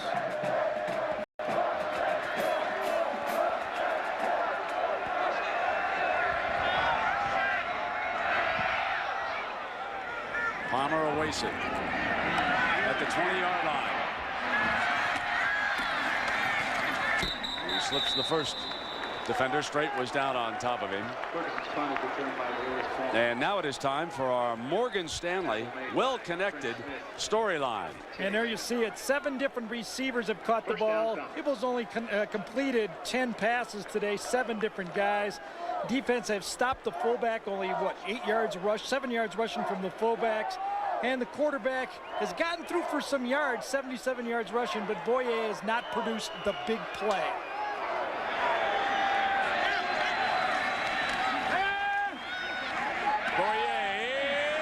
Incomplete. Kevin Runyon. Well, we talked about Rocky Kalmus in the first half, making a half dozen tackles. He, of course, is the leader. He was a finalist last year for the Butkus, but we're saying this could be a year when a defensive player goes after the Heisman. Why not? Why not somebody who plays linebacker like Rocky Kalmus does? A little bit of everything, great pursuit, forces the pitch. He could do it all, shedding the blockers, making a great stop on that play. Roy Williams, holy cow. What a play by Roy. The blocker, the receiver, was set up outside, and Roy Williams just crashed inside the blocker. The ball was supposed to go wide on a sweep. It's very difficult to run around this Oklahoma defense. Isn't it funny how the Oklahoma defense last year, even though they marched to the national championship, didn't get the credit until that last game against Florida State. Now they come back. This is the strength of this football team. 3rd and 14. And before the snap, the flag comes down. Dead ball, false start on the offense, 5 yards, still first down. That's the 4th one of those for Air Force, and that's why Fisher DeBerry says a team improves the most from week 1 to week 2. You can see it. Air Force has had, Fisher told us, I think, Brett, what, 5 scrimmages? Yep. But you still can't simulate this many people, this type of competition when the real clock goes off. Yeah, who's going to play Everidge? Who's going to play Williams? Exactly. Who's going to play Kalmus? If they were there, they'd be over that starting unit. 3rd down now for Boyer. Off a play fake, and a good one wants to set the screen pass underneath. And again, good pursuit that time. Leotis Palmer, the receiver. How about Harris there? Did you see Harris redirect the freshman? Holy cow. I could see why you called him a 5-star recruit. Yeah, he's a big timer. Yeah, that's big time. He's what, 6'3", 6'4", 280 pounds. Everybody's congratulate him. Freshman player, played high school ball last year. I would like to block him. Well, a year ago, comes back, redirects, and runs down that screen. That's John Welsh. Almost got there, and that's a good punt under pressure. Mackey juggles at the 30-yard line.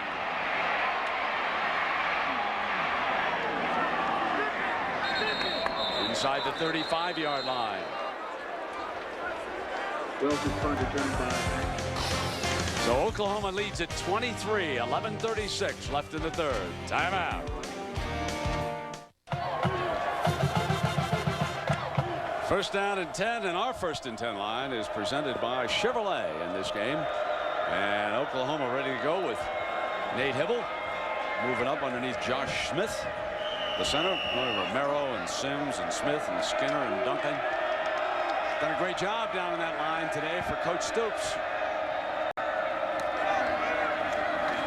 There's little Griffin. To midfield, and is he a package or what? I think this is the first time, and I asked Fisher Barry to bury this. Have you ever played a big-time program that tried to finesse you? Usually when Air Force played Notre Dame or Washington, they tried to play that power game, and Air Force could stack the line of scrimmage and force Notre Dame to take the long route. But here, Oklahoma has a finesse game, and then the size up front to line up and run the ball right at you. Griffin, 89 yards. He's rushed for here today after that 15-yard run. So he figures to get his 100. Here he is, slipping a tackle. And he picked up 11 more yards. That's 101 yards. He broke it with that run right now. Let's find out about Colorado State. John Saunders.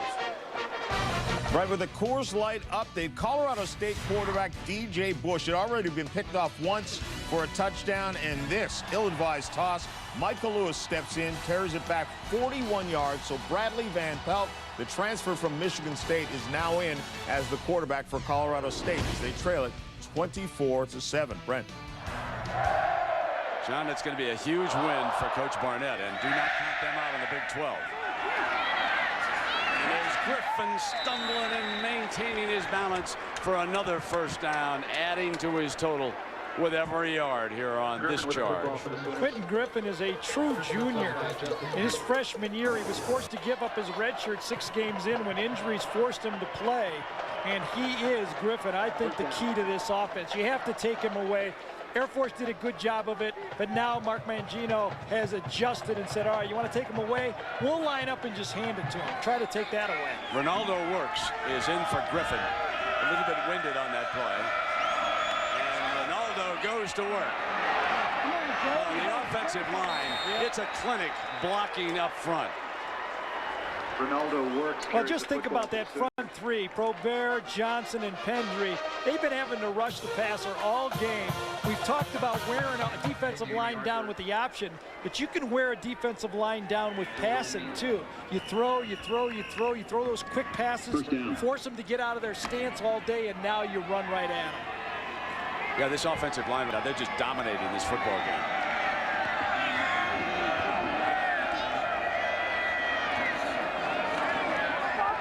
Works to the 15-yard line.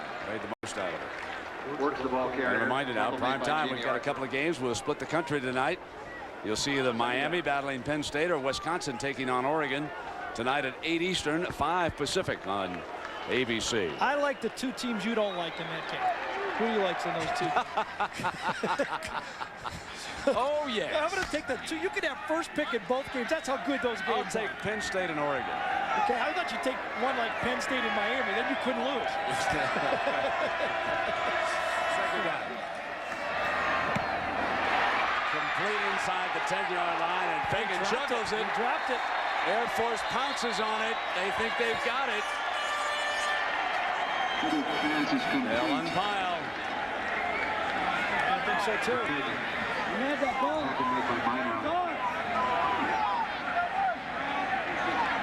It's a great read by Hibble on this play too. Got the ball to the right guy.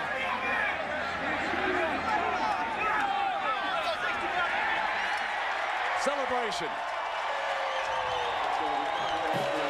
That was a put-the-game-away drive and a turnover. Watch the read. He reads this guy. He comes up, throw to the place he leaves. Perfect read by Hibble. Gets it in, and just a ham on the play by Jamie Arthur right there. Gets his hand, swats that ball away from behind. Most fumbles are caused from behind like that when you get the ball in the secondary. Gary, didn't he make him turn completely around on the reception? Yeah, but I said it was a great read. I didn't say it was a great throw. Oh, okay. I mean, you know, it's first game here, you know? I got it. I want you to know I'm listening and watching. ABC Sports presentation of college football is brought to you by the 2002 Pontiac Bonneville, luxury with attitude. Bud Light, the great taste that won't fill you up and never let you down. Make it a Bud Light. And the Olive Garden. When you're here, you're family.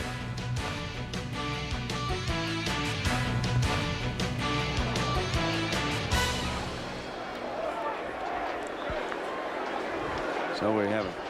Yeah, it's big Justin Pendry right there. Yep. One of the 3 seniors that played defensive line. He recovered the fumble. Yep. Bellingham, Washington, who's got the fumble. Not used to having that ball, is he?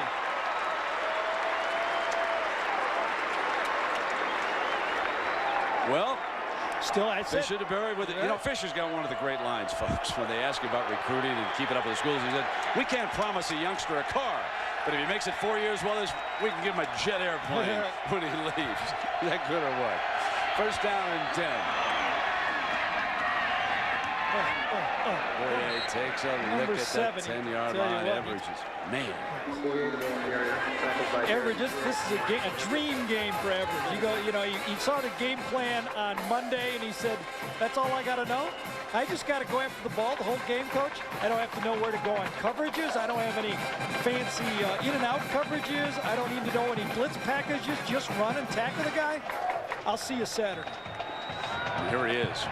Straight is matched up with Fleming toward the bottom of your screen. They just cannot get Fleming involved. They don't even look at him right now. And in fact, the defensive backs are barely taking a step back on those passes. Started the game early with that pass, but now it's forcing perfect throws. And you're right, Fleming, a non-factor. Caught the first pass of the game, and he has been quiet ever since. And his father here from Wyoming, Ohio. He's watching on the left, and that's Grandpa wearing a jersey, and they're saying, come on now, let's get it in number 5's hands. He's got a big one in him. Let's do it. Third down and 4. They're looking for him across the middle. They go down deeper. Beautiful throw that time to Labasco. Maybe Boye's best throw of the game. Absolutely. Labasco ran that post corner again. You're crossing right here. Here's Fleming going in motion. He crossed, but it's this guy out here that runs the thing. Comes in, goes downfield, comes to the inside a few steps, and then runs the out. First time Derek Strait let the receiver fake him to the inside and get back outside. And Matt May, the center, shaken up and receiving medical attention. He's been a fine member of that offensive line for the Air Force Academy, so we will take a break while they tend to it.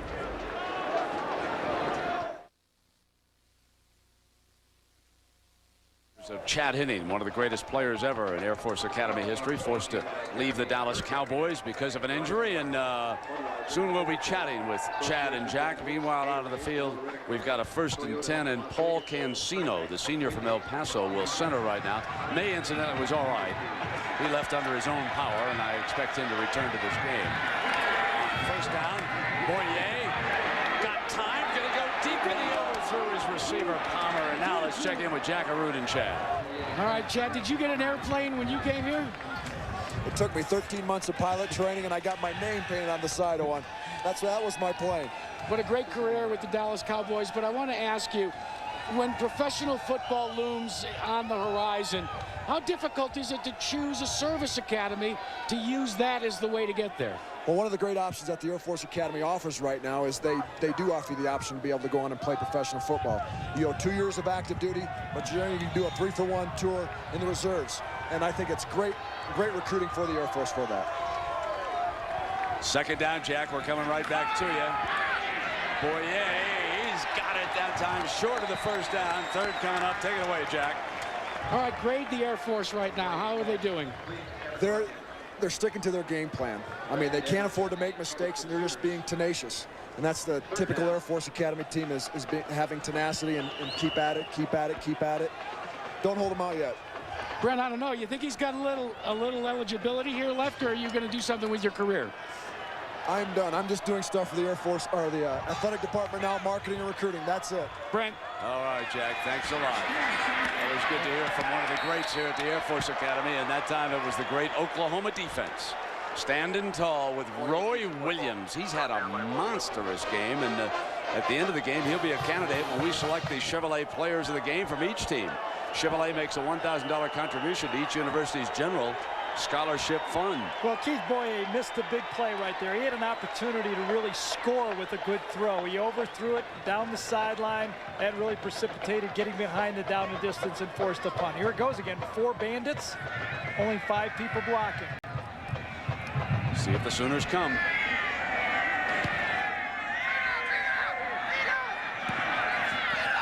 Air Force bounce. Goes dead inside the 10-yard line. So Hibble and the Sooners will have bad field position, but they lead it 20-3.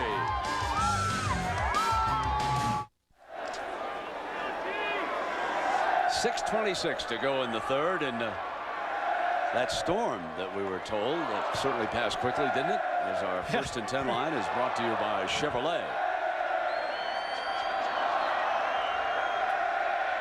Hibble moves up under center here to get started. We have 2 backs in the backfield too. Doesn't happen very often. There's the extra back, the fullback.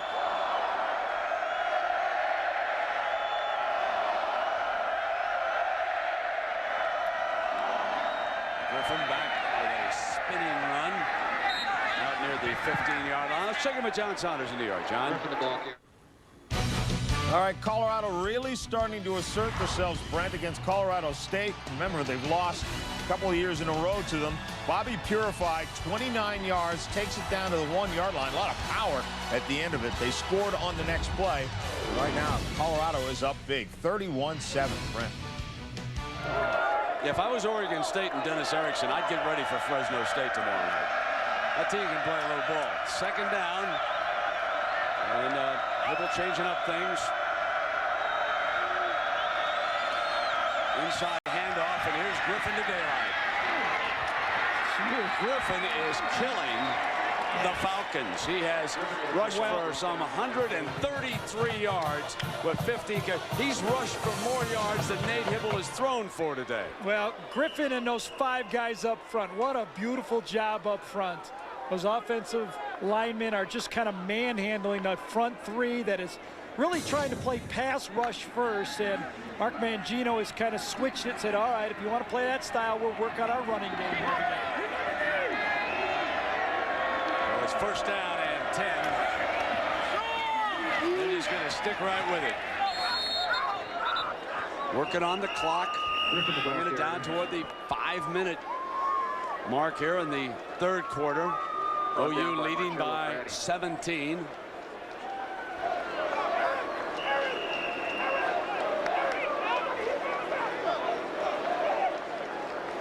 Griffin at 7,000 feet and having carried the ball 16 times for 137 yards. He's going to feel it a little bit. He's had runs of 26, 17, 16, 15 yards here today. Well, he's been the offensive star for the Sooners. No question about that.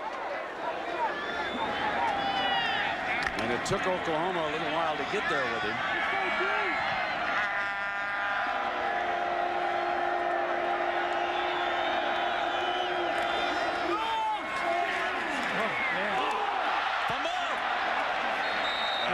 Smith just went airborne to save the day. Quentin Griffin made Matt McCraney miss right at the line of scrimmage, but the ball popped out. So I mentioned this game, and Heisman candidate Ken Simonton tomorrow evening at 9:30 Eastern. You can see the Oregon State Beavers against Fresno State. And Fresno State with an outstanding quarterback, Carr. He beat Colorado last week, and Colorado's impressive today against Colorado State. Complete.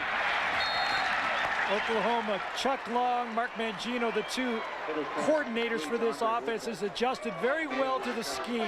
If you're going to take away Quentin Griffin in the passing game, those little stop hooks, 5-8 yards right up over the line of scrimmage right there, are almost gimmies. Woolfolk's second catch of the day. He had the big one earlier, remember? Now he's had 2 for 62 yards. Set up a touchdown with that big catch. Get a fresh set of downs.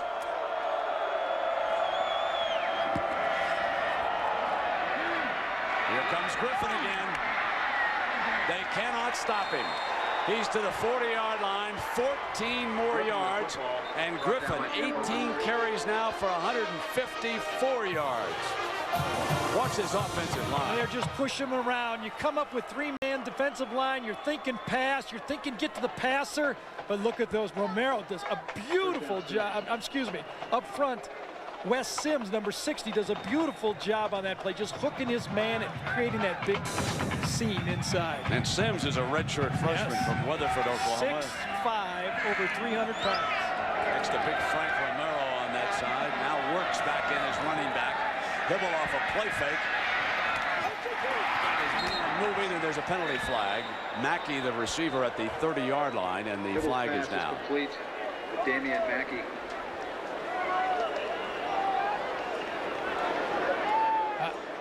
I wonder if they're going to call offensive pass interference here.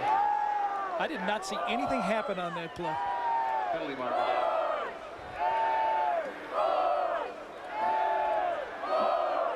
Offensive pass interference. It had to happen on the outside of the field, away from the ball.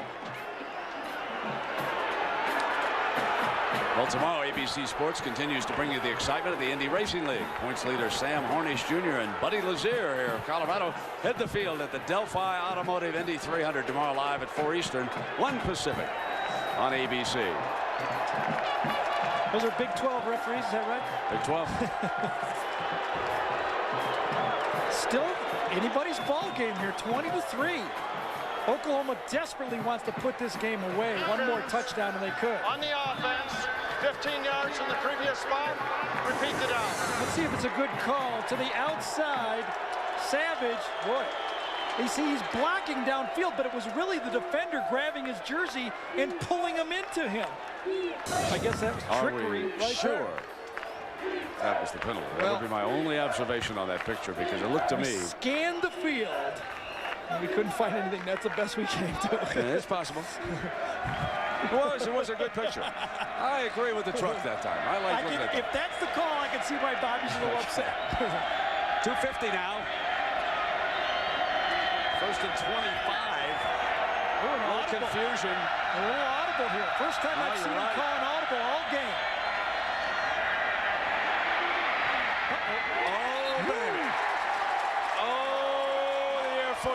Overstreet. I got to tell you, Jeff Overstreet, the coach, has told us yesterday that this sophomore from Texas was going to be a big-time football player for them, and he's been all over the place, and they have been under fire. I like Overstreet. The word was a potential star, and you can see he runs, locks on. Of course, that was the tight end he was covering, so maybe you look a little quicker when you're covering the tight end. Now, wait a minute. Smith's pretty quick now. Still a tight end. You don't want to hear that. When he was looking at his videotape, he's going to say, what's Mr. Danielson talking about? I can move. Second down now. That's incomplete, and we go to third down. So the tenacious Air Force Academy trying to hang in it against the defending national champions. With Gary Danielson and Jack Arute, I'm Brett Musburger. Glad you're along with us today as college football gets going on Labor Day weekend. The NFL going to take this weekend off and start its regular season the week after Labor Day, which is an outstanding business decision for them.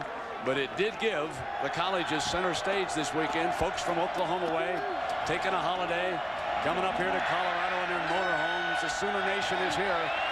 Uneasy at times in this game. Hibble's got great time, and Smith can't get to it. They're forced to punt, and the Academy's right there. He could have had that throw, too, to Smith. It was the seam play. Smith kind of faked out like he was going to go to the corner. Watch Smith right here. He'll come down, lean out, create space, and the throw was there. Could have had it. Watch him lean out and get inside. That's a play that could have been completed. A good throw there gets him close to a first down. So Jeff Ferguson on to punt again.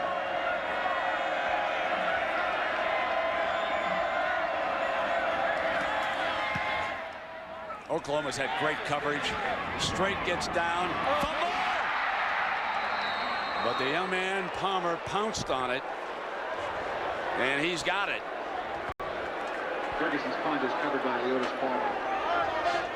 First down, Falcons on the 11. Easiest thing to do, just take your eye off the ball, get ready to run, try to do something a little bit before you're supposed to do it. The sequence wasn't right, and Homer saves the day. Causes the problem, solves the problem. Boyer and the Air Force Academy haven't been able to solve the defense. The OU defense. Boyer's going to pitch. Thomas run out of bounds, and there was Everidge in pursuit again, getting him out of bounds. Let's check in with Jackaroo. Jack. Well, Brent, the Oklahoma Sooner defense has been motivated all week by one number, 180. That's how many yards the OU defense allowed in the final quarter of the North Carolina game after holding the Tar Heels to a total of 90 yards in the first 3 quarters. Mike Stoops told us that he used it as motivation all week. Rocky Kalmus told me, man, they're ashamed of that. 2nd down and 5. Boyer pulls out, flushed out. Over there on the other side on coverage. I'm telling you, what a football player number 7 is. And we take a look at the total yards today. This OU defense has given up 207 yards total, and Oklahoma has put a 305 up on the Air Force Academy. Everidge started 2 games a year ago as a freshman. He's a high school quarterback, and you can see what type of athlete he is. But it was that inside push that forced Boyer out of his comfort zone that really disrupted that play to begin with. And now the line judge says we've got a timeout.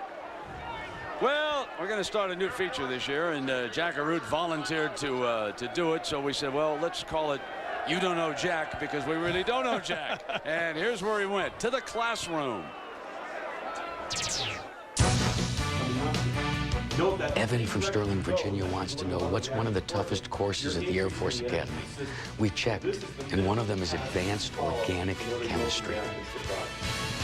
From transition state theory and from Boltzmann's law of distribution and the partition of energy states, we arrive at the Eyring equation. Mr. Root, the Eyring equation does not account for one important quantum mechanical principle. What is that principle? Brent? Jack, you dumb. No, never mind. Jack, it's tunneling. Everybody knows that. Why, Gary gave me the answer. Brent, is that... You know, Brent, I was busy trying to get my car. I didn't know that you had to worry about planes and tunneling. I'd like to remind people at abc.com you can send questions or ideas in to You Don't Know Jack for future shows. Brent, now, is that tunneling like underground or tunneling like tunnel vision is what I want to know. Can you be more specific? You didn't ask me to be specific here, Professor. How's Boyer back? What's it? Out of his hands.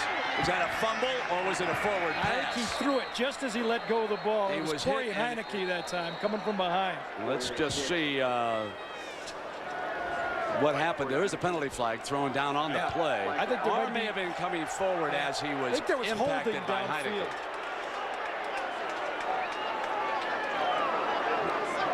Yeah, that'll do it. Yep, and there was nobody to throw to, and that's why Boyer held on so long. That's a big play for Fisher to bury right here. Bobby Stoops is just beside himself. He's going, no, wait a second. We got faster guys. There's Mike Stoops. It doesn't matter. Just say Stoops. They're always beside themselves. Now watch Mike go to work. Now Bobby's turn. Yep. Now these are a couple guys from Youngstown, Ohio, folks. I'll tell you. They're from a football family. How about that their mother? Father They could was a handle coach. that. Downfield, let's see. It was holding downfield on the receiver. That's Antonio Perkins. Actually, it was a good call. No, we got it right. Right, all right. Grabbed it. I mean, Boyer bringing the option.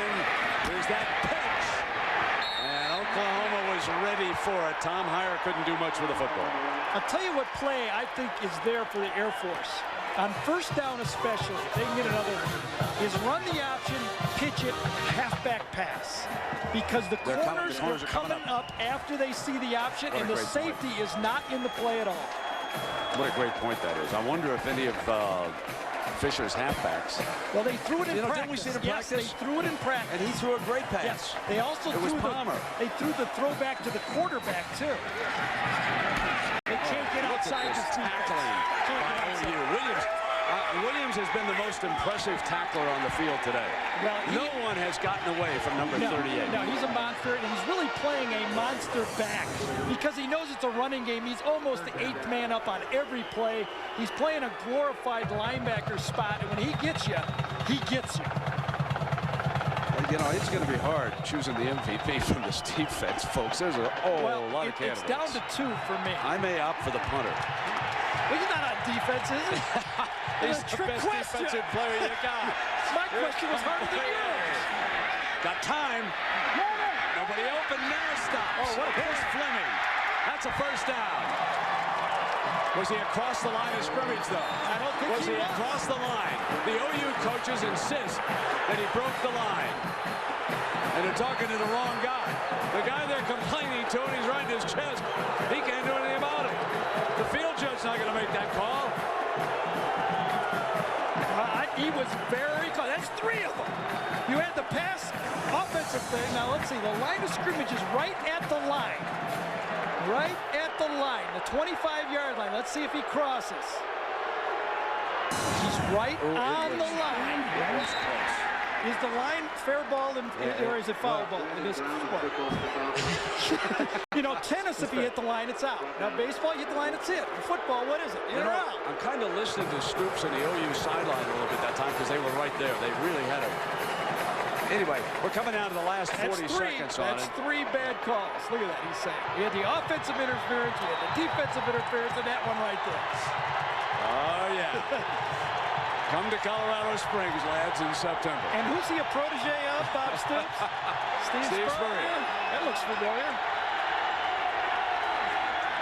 Oh, I don't like that one. Deflected, intercepted, picked off.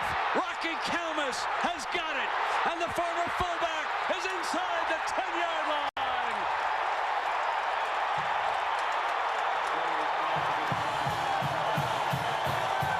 The defense saves the day.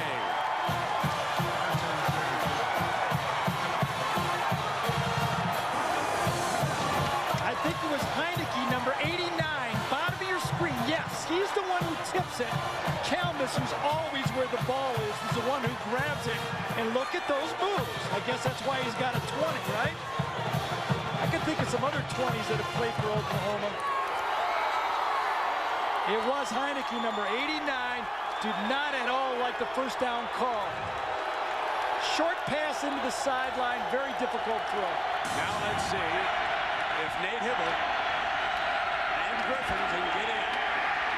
Not that time, and Monty Coleman, an outside linebacker, and the football, I believe, was whistled down, wasn't it? Yes. Forward progress, whistle, whatever, but that's not a fumble. So there's Calmus, the young man who's certainly the leading candidate for the Butkus, and we think he's going to deserve some consideration for a Heisman Trophy. Why not, folks? Have they ever given a Heisman to a linebacker? I don't think so. No. There's Mike back there with his men of passion. There's Lehman, the young linebacker. So Griffin with 155 yards rushing on the day. Then it is Calmus with the big interception. We've come to the end of 3, and we'll be back after this message and a word from our ABC station.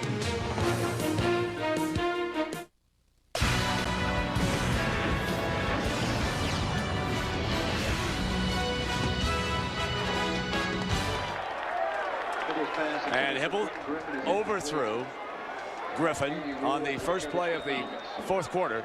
So that brings us now to 3rd and 9. Coming up, this is a big play for Stoops and the Sooners in this game, who can't put the Air Force Academy away. At least they've been unable to so far. No way Oklahoma's going to give away a field goal here. They got man-on-man coverage to the bottom right here. They could throw the fade, an easy throw.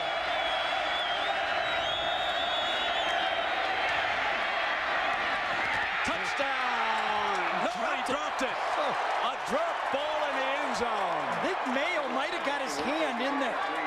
Got his hand in the Mayo was the receiver, and it looked like he'd wrapped one up in the end zone, but the field goal unit is trotting onto the field, And the way Mayo is reacting, you bet he got his hand in there. That was the coverage, man-to-man. You knew it. I drew it up first. There's it is, one-on-one. Instead of going the fade, they come inside. It's an easy throw.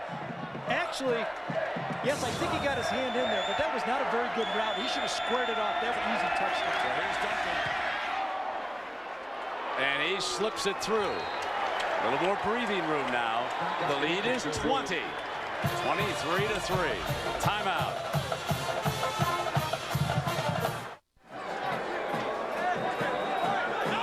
Paul Mayo, let's see. Looks like he just actually jarred Woolfolk on this thing. Just as the ball arrived, he arrived. The reason? A poor finish of the route. The guy should come straight across. Watch how he fades into the end zone away from the ball. Did he come across straight? He had a touchdown.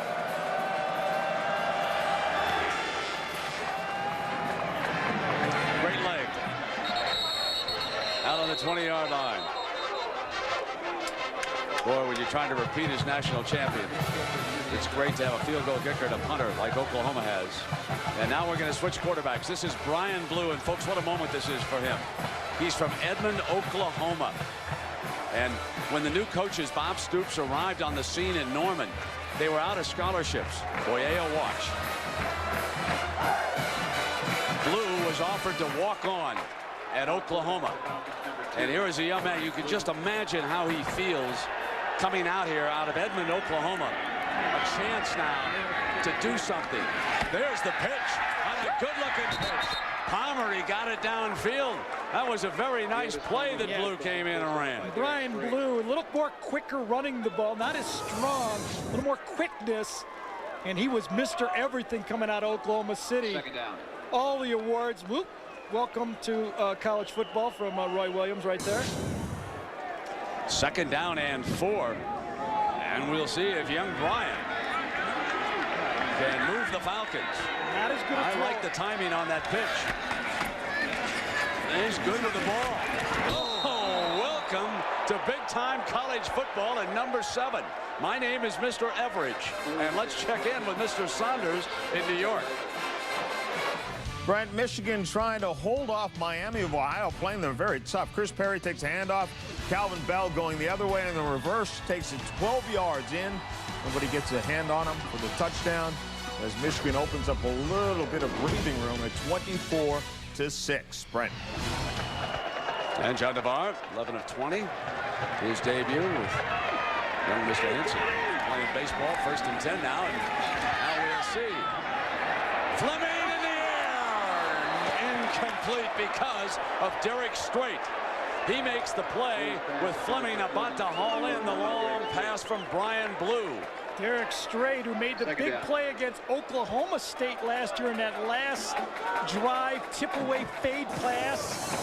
He does the same thing. The ball hangs a little bit and allows Strait to find it, close ground, and ball fades. And he comes in here, pops it out with his right hand. Ball appeared to be slipping a little bit, too. Yeah, just watch and see if Fleming was losing a grasp here on this ball.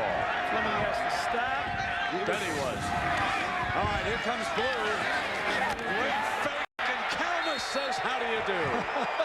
So now it gets into straight. Now the first one he got Roy Williams. The second one he got Everidge, and the third one he got Calmus. He found all their All-Americans. Oh my! And I mean, those were not baby hits. No, all 3 of them.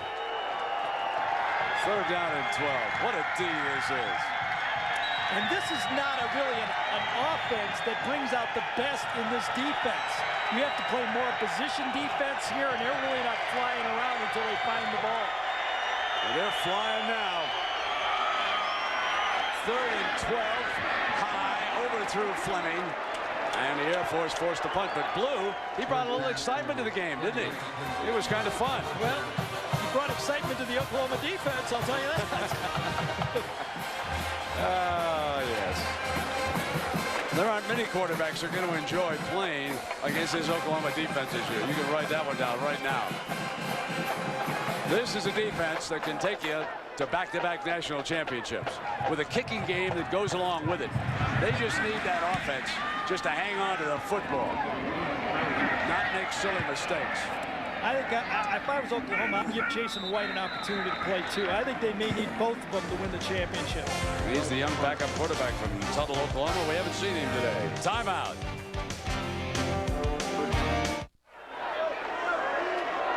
.13:30 to go. OU leads at 23-3, and our 1st and 10 line is presented by Chrysler. Nate Hibble, the junior who transferred from the University of Georgia. And behind him, Quentin Griffin has rushed 19 times today for 155 yards. He's rushed for more yards than Hibble has thrown for, 155 to 137. He has been the mainstay. Coming again, adding to it, to the 43-yard line and down. Joe Below makes the stop. Been pretty easy to run the ball. The offensive line is a mismatch. Receivers are a mismatch. The quarterback, Nate Hibble, though, 12 for 29. Really doesn't look like he has the full offense at his grasp that Oklahoma Sooner fans saw last year. Jason White and him were in a battle in spring. They both came out co-number ones. Hibble played a little bit better, and no matter who they have in a quarterback, number 22 is still the guy to stop. He almost wasn't looking at the snap.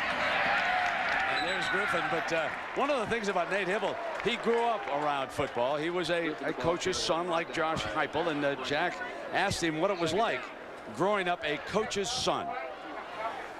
You take, I think, a deeper love for the game.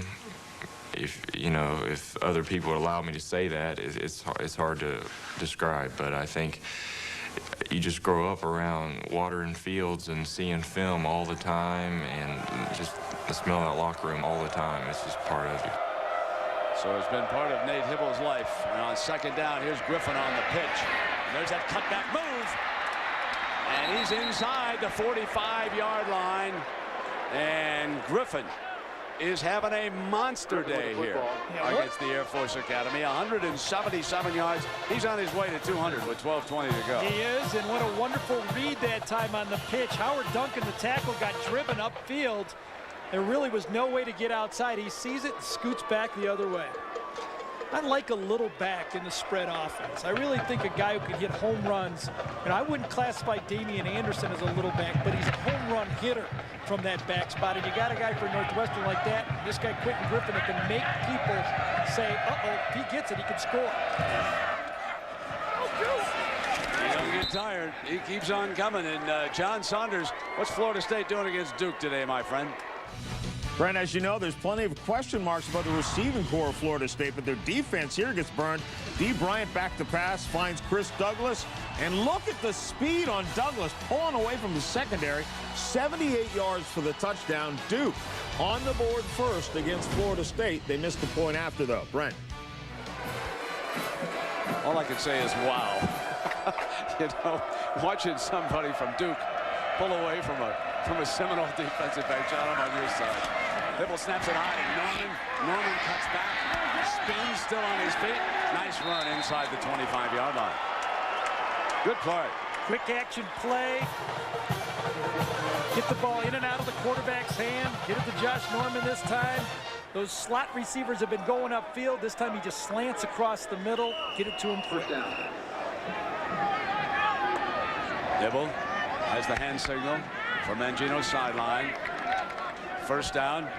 Trying to put the Air Force away permanently here. The 25-yard line. OU is up 20. 10:55 to go. The Sooner Nation will breathe a little easier with another touchdown. They go to Ronaldo Works. Well, now it's time for our Pacific Life game summary. And Griffin, 23 carries, 180 yards here today. And Kalmus, one of many defensive stars, with the interception for the Sooners, who now have a 2nd and 6 near the Air Force Academy 20-yard line.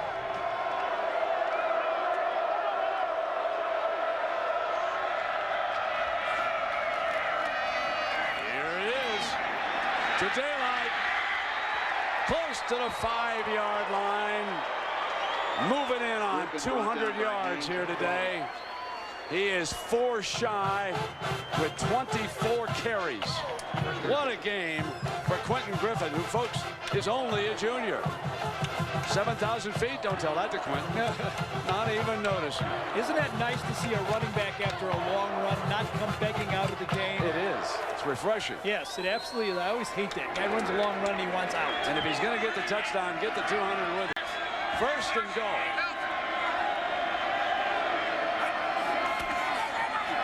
He's going, but he's short. Boy, he was slipping free of Longhorns down in Big D last year. Here's how the numbers are working against Air Force. They're forced to put 6 defensive backs to cover the 4 wide receivers out there because with the combo coverages. That means Oklahoma has 7 players to go against 5 people to stop the run. 7 against 5, you might as well do it. They've just been punishing those numbers. Stoops sent in a fullback, and Chris Toney, the sophomore, is offset. He can lead the way for Griffin on this play before the snap. Penalty marker. They've had a few of those, the Oklahoma offense. You know that they've hurt themselves. Nobody knows it better than Coach Stoops. Check in with Jack. Brent, let's tell you a little bit about Jefferson Davis High in Hazleton, Georgia. Nate Hibble, before last week when he played in Carolina, well, the last game he played was for Jefferson Davis High, and his dad, Tom, listen, he threw for 3,600 yards, 38 TDs in his high school career. Yeah, he was a fine one. Went to Georgia, then transferred over to Oklahoma. This is second down play. Inside the 10-yard line. Griffin 2 yards away from 200. Hibble lobs it. For the touchdown. Put it in the hands of Mark Clayton, the redshirt freshman from Arlington, Texas. That was the play I thought they were going to try to get last time they were down there. One-on-one coverage to the outside. They're comboing the slot all the time. You give the guy to this guy, it's an easy TD because you got one-on-one coverage to the outside. Fake in, slide to the outside, and boy, oh boy, is that perfect? Right on the money. Yep. What a nice throw that was to Clayton, huh? That's his first catch of the game, and it's a good one. An 8-yard touchdown reception. And that means 8 different players have caught passes.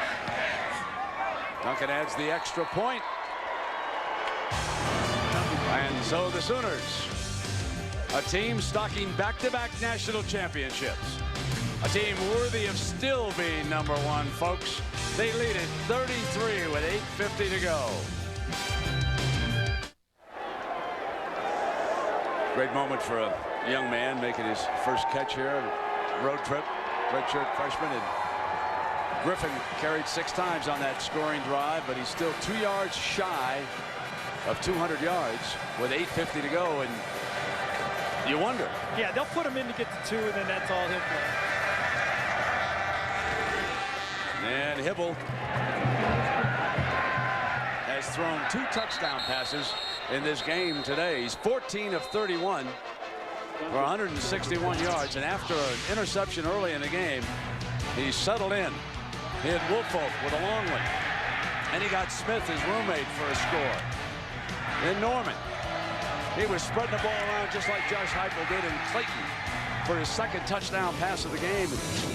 Young Hibble starting to grow up in this offense, wouldn't you say, Gary? Well, he has potential. There's no doubt about that. He's got a good arm, good body, and a good offense to run. Nice system, isn't it? It's a beauty. And it's nice to have a that like Griffin behind you. Blue with some good ball handling. Oh, man, that looks like a train wreck coming up there. Everidge again. Blue, the ball carrier, brought down by So Blue scrambles out of there, diving toward that first down marker, and record-setting crowd. And the Air Force Academy thanks all you folks from Oklahoma. Some 15,000 in red out here today. The Sooner Nation has enjoyed it. They gave them a parking lot for their motorhomes, those who came that way. On the offense, 10 yards from the spot of the ball. repeat first down. They gave a second parking lot for the covered wagons for those who came that way. And they've got the big lot where they had the pregame party out there. Sooner fans, man, they'll travel. They were down in Miami in force last year. Deflected again by big number 87, Creeshon. He's a senior from Houston. He got a paw on that one. That's very similar to the Hibble pass a week ago against North Carolina, when a right-handed quarterback throws to his left, his arm closer to the line of scrimmage, it puts it in play for those defensive ends to knock it down. And folks, that OU fan has not lost his mind. The Rose Bowl is right. That's where the BCS championship game will be played this year between the two teams ranked 1 and 2. And the Sooners are going to be a huge factor in that chase for the Roses this year. And wouldn't Oklahoma fans love to go to Pasadena? There's the pitch, but it's not a real good one. The running back had to kind of cut back, and Butler was in trouble. Anthony Butler with the football.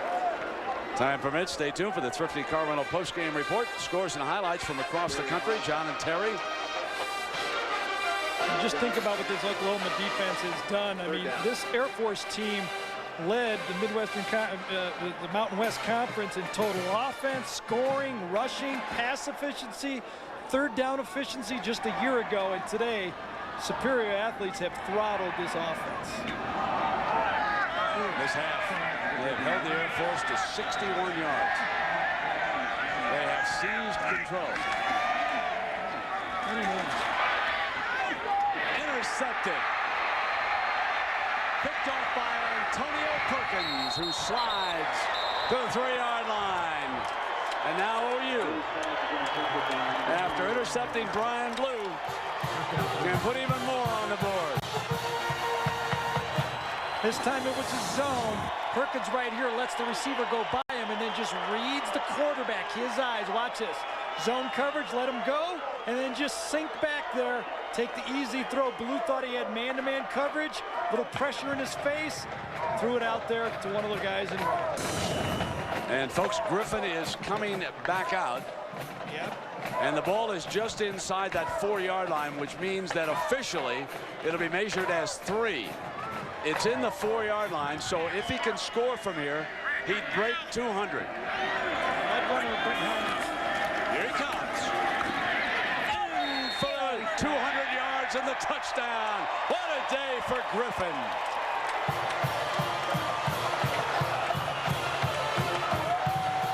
The big little man.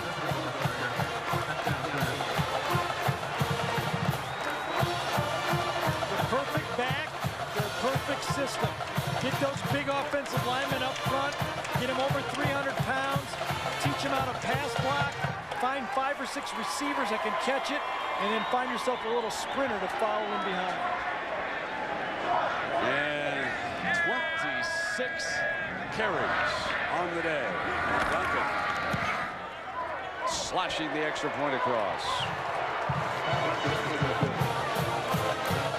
So Griffin pounding in for his first touchdown, his 26th carry, 201 yards on the day, and 10 runs of 10 or more yards. What a day. I'm out. Coupon that you can pick up at any McDonald's restaurant. Great adjustment by the Oklahoma coaching staff here today. The Air Force determined to take away that short passing game. So the Sooner coaches turned it over to number 22, 26 carries for 201 yards and a touchdown for Griffin. It's been a tough afternoon and opener for the Air Force. And of course, it gets a little bit easier next week for them as this kick sails out of the end zone. And we'll remind you that ABC Sports presentation of college football is brought to you by Chrysler. We're reinventing the passion for driving. Morgan Stanley, formerly Morgan Stanley, Dean Witter. Move your money, get well connected. Original Coors, nothing beats an original. And Capital One, what's in your wallet? So next week for the Air Force Academy, they'll be here to Tennessee Tech. And then their Mountain West schedule begins against Utah. And, of course, two games they always point for later in their schedule, Army-Navy. And Fisher DeBerry always lists the Commander-in-Chief's trophy as his #1 goal of the year. And here's what he had to say. That trophy means an awful lot to us, and that is the #1 goal in our football program. And the day I took the job here in 1983, I established that as the #1 goal, and it's for bragging rights in the military, and those, are pretty important rights. And folks, he is 28-6 against Army and Navy. There is the Commander-in-Chief's trophy, and they'd love to have President George W. Bush visit this campus and present him with that trophy all over again. There's Anthony Butler, the ball carrier for the Air Force Academy. So they stepped up and took on the defending champions today. But you better believe the Air Force Academy will be back behind Fisher DeBerry. Only Joe Paterno at Penn State and Bobby Bowden at Florida State have been at their schools longer than DeBerry in his 18th year at the Air Force Academy. 6:10 remaining here in Colorado Springs.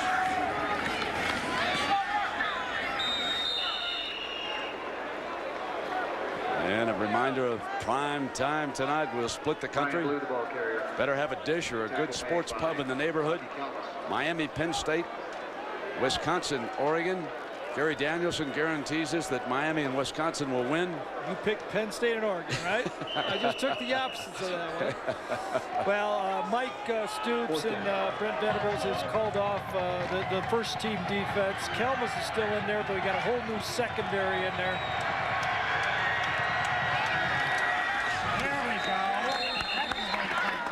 Mike thought he detected something on the field. You say, how can you not? Look at that. They got to throw the flag right there. How would you like to be the mother of that group when they come home, or as they were growing up? First down, Air Force. Yeah, they are the most animated coaches in the world. And well, I know one more animated coach. Well, yeah, but he's animated around about one position. It's true. I haven't seen Stoopsy yank it out his quarterbacks like Mr. Spurrier does. First down. Moves back. Wide open and incomplete.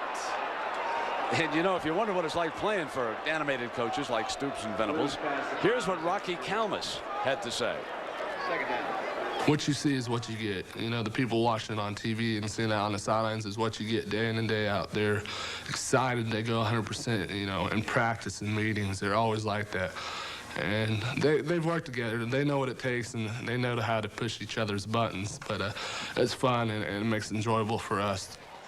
Well, from Youngstown, Ohio, and the father of the Stoops brothers, longtime high school football coach. I'll tell you more on that story here in a moment. There is the pitch. Here comes the support. And down at the 38-yard line. But Father Ron Stoops was the defensive coordinator at Cardinal Mooney High School in Youngstown, Ohio for 28 years. And folks, their father suffered a heart attack when he was on the sidelines, and he died during a 1988 game. And they buried Father Stoops with Mike's Iowa jersey number 41 that the boys all wore, and his Rose Bowl ring. Now about Mike Stoops. In his 4 years, is this guy a winner or not? 4 years at Iowa, he went to 4 different bowl games, and he's continued on as a coach.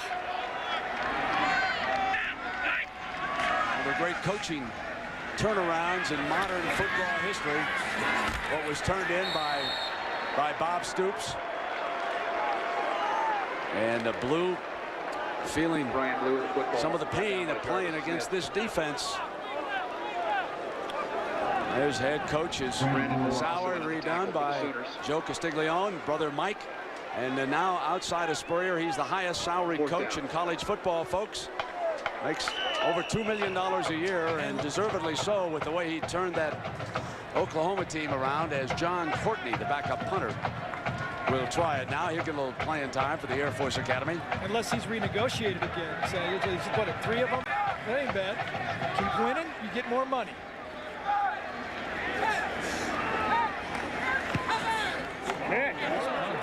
What a beauty that is. Mackey let this one be downed inside the 10-yard line. Let's check in with Jackaroo, Jack. Well, we talked to Brian Blue and asked him what a typical day at the Air Force Academy was like. Listen to this rundown. 6 o'clock, wake up, make sure the room is clean, shoes are shined, uniform is ironed. 7 o'clock, breakfast. 7:30 to 11:20, class. 11:30 to 12, eat lunch. 12 to 12:20, football meetings. 12:30 to 1:30, either study or do homework. 1:30, head to football. 1:30 to 6, get taped football meetings. 6:15 to 6:45, eat dinner. 7 to 8, military time in the squadron. 8 to 11, do homework. 11:30, get to bed so I can get rested and be ready for tomorrow. Yeah, it's When do you watch TV? How do you do that? You can't go to college without watching TV, can you? Jason White. You wanted to see him? So Stoopsy says, Gary, here he is. You take a look at I think Oklahoma will probably play both of these guys before the season's over. Very seldom today one guy go the whole year like Josh Heupel. Even as good as Oklahoma was last year, Heupel had to win 2 or 3 games by himself towards the end of the season. Works. No, that works. You know, the one game that you go back on when they were in deep, deep trouble. You and I were there at Texas A&M. And that interception that was thrown late. Marshall. That and the Oklahoma State game, but late when they really became the #1 team and everybody was pointing on, A&M had them that day, didn't they? They sure did. That'll be another good game. We've overlooked A&M a little bit here today. That's another, that team could be a big sleeper. Yeah, I like Mark for the Big 12. Ferris could mature. But so here's one of the backup backs, and that's Estes, number 33, getting a call here.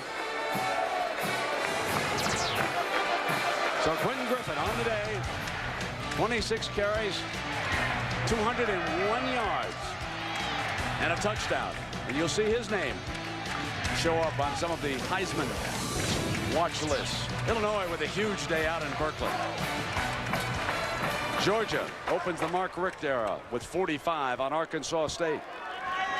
Louisville with John Smith, a big win over Kentucky. The Wildcats having had all those problems in the offseason. Iowa looking to come back. Juggling the ball, down on the ground. And the Air Force recovered it. Griffin's back in the game. Griffin has a little bit of a habit of taking the ball with his hands occasionally. I noticed that when he was in there with Hibble.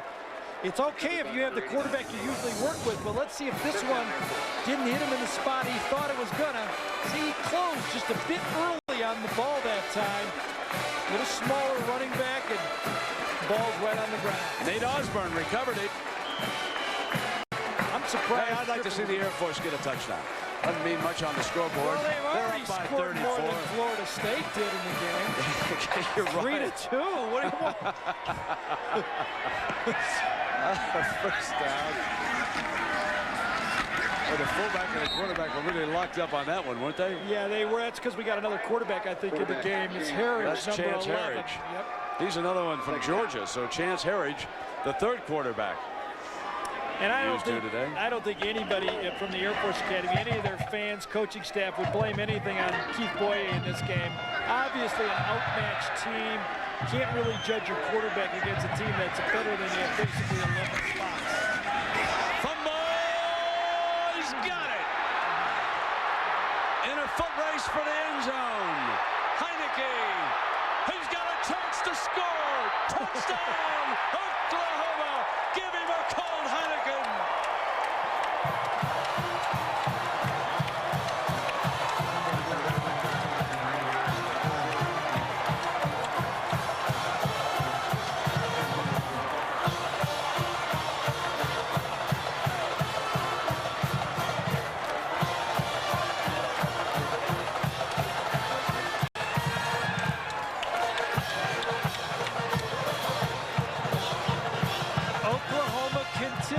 Just cause turnovers, don't they? Oh, unbelievable. Ball came free.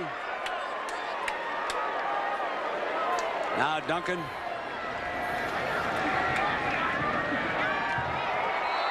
And OU pulls away late. Last week they did it early, and this week late. Now just watch Heineke here. Big man, 240-some pounds, bottom of your screen right here. He comes from the backside as Harridge kind of has the ball popped loose and it goes backwards. It was stripped inside. Great balance by Heineke. ST dive and give him the cold one. Is that what you said? Indeed. I think it was well. Must have been thinking about what you and I are going to do when we get out of here, my friend. Well, we've got probably 2 or 3 hours to get anywhere after this game, so. I don't know about you, but I got the Air Force getting me out of here, my friend. Nice looking defensive end. Put on weight after he got into college. Came in as a 220-pounder and now goes about 242. That's pretty typical of modern-day defensive ends and linemen nowadays. You recruit height, and then you grow it. Well, you give the Oklahoma defense today an A+, folks. That's about all you can say about it, really. They were just awesome. Yeah, 3 turnovers again, and they are a turnover machine. Great players at every level. Secondary, linebackers, and defensive line. Oh, no, these guys are smiling now. What's going on here? I mean, last week, their defense scored 2 touchdowns against North Carolina. Kalmus on the fumble, straight on the interception. They also had a kickoff return. They forced 5 turnovers against the Tar Heels, and today they take it to Fisher DeBerry and the Air Force Academy. Maybe a tough couple days for the Mountain West. Colorado State, UNLV, and Air Force all kind of tough. The dust here is 3 straight games.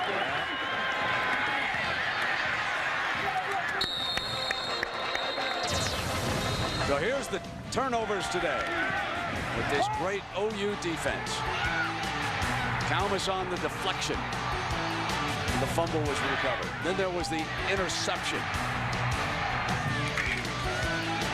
And finally the Heineke touchdown. Oh yeah, I forgot the one by Blue where he threw the ball back. That's exactly right. It's 4. So they have turned it over 4 times, and that, I believe, that's 9 in 2 games. That'll win you. And Oklahoma scored 17 today following the turnovers, and while we've got time, let me thank some folks who mean a lot to the program here on ABC. The executive producer of ABC Sports is Howard Katz. The executive producer of ABC's College Football, John Filippelli. The coordinating producer of College Football on ABC, and our game producer today, Bob Goodrich. The director, Larry Cam. The technical director, Monty Poling. The associate producer, Mitch Green. Associate director, Brian Fahey. Director of production, Bob Toms. And our PAs, Kurt Thomas and Tim McDermott, 2 guys still in search of nicknames. So a good job by one and all. And Herridge hanging in there at quarterback. So I guess the last piece of business is to give the Chevy players of the game, and despite the fact that we could give it to any of a half dozen OU defenders, there's no question about Quentin Griffin here today. I mean, he came in and picked it up for this offense, rushed for better than 200 yards, 26 carries, marvelous job. And for the Air Force Academy, Jeff Overstreet, their young safety, 8 tackles on the game in a recognition of their efforts. Chevrolet makes a $1,000 contribution to each university's general scholarship fund. How about a nice little game ball for that offensive line, too? Yes, indeed. What a great job. Folks, don't forget next Saturday night. It's a huge one. The Fighting Irish of Notre Dame are taking on Nebraska. Again, our final score, 44-3. ABC Sports Online at ESPN.com. Keyword ABC Sports. This has been a presentation of ABC Sports, continuing the tradition of excellence. Stay tuned. The Thrifty Car Rental postgame report is coming up. So long, everybody.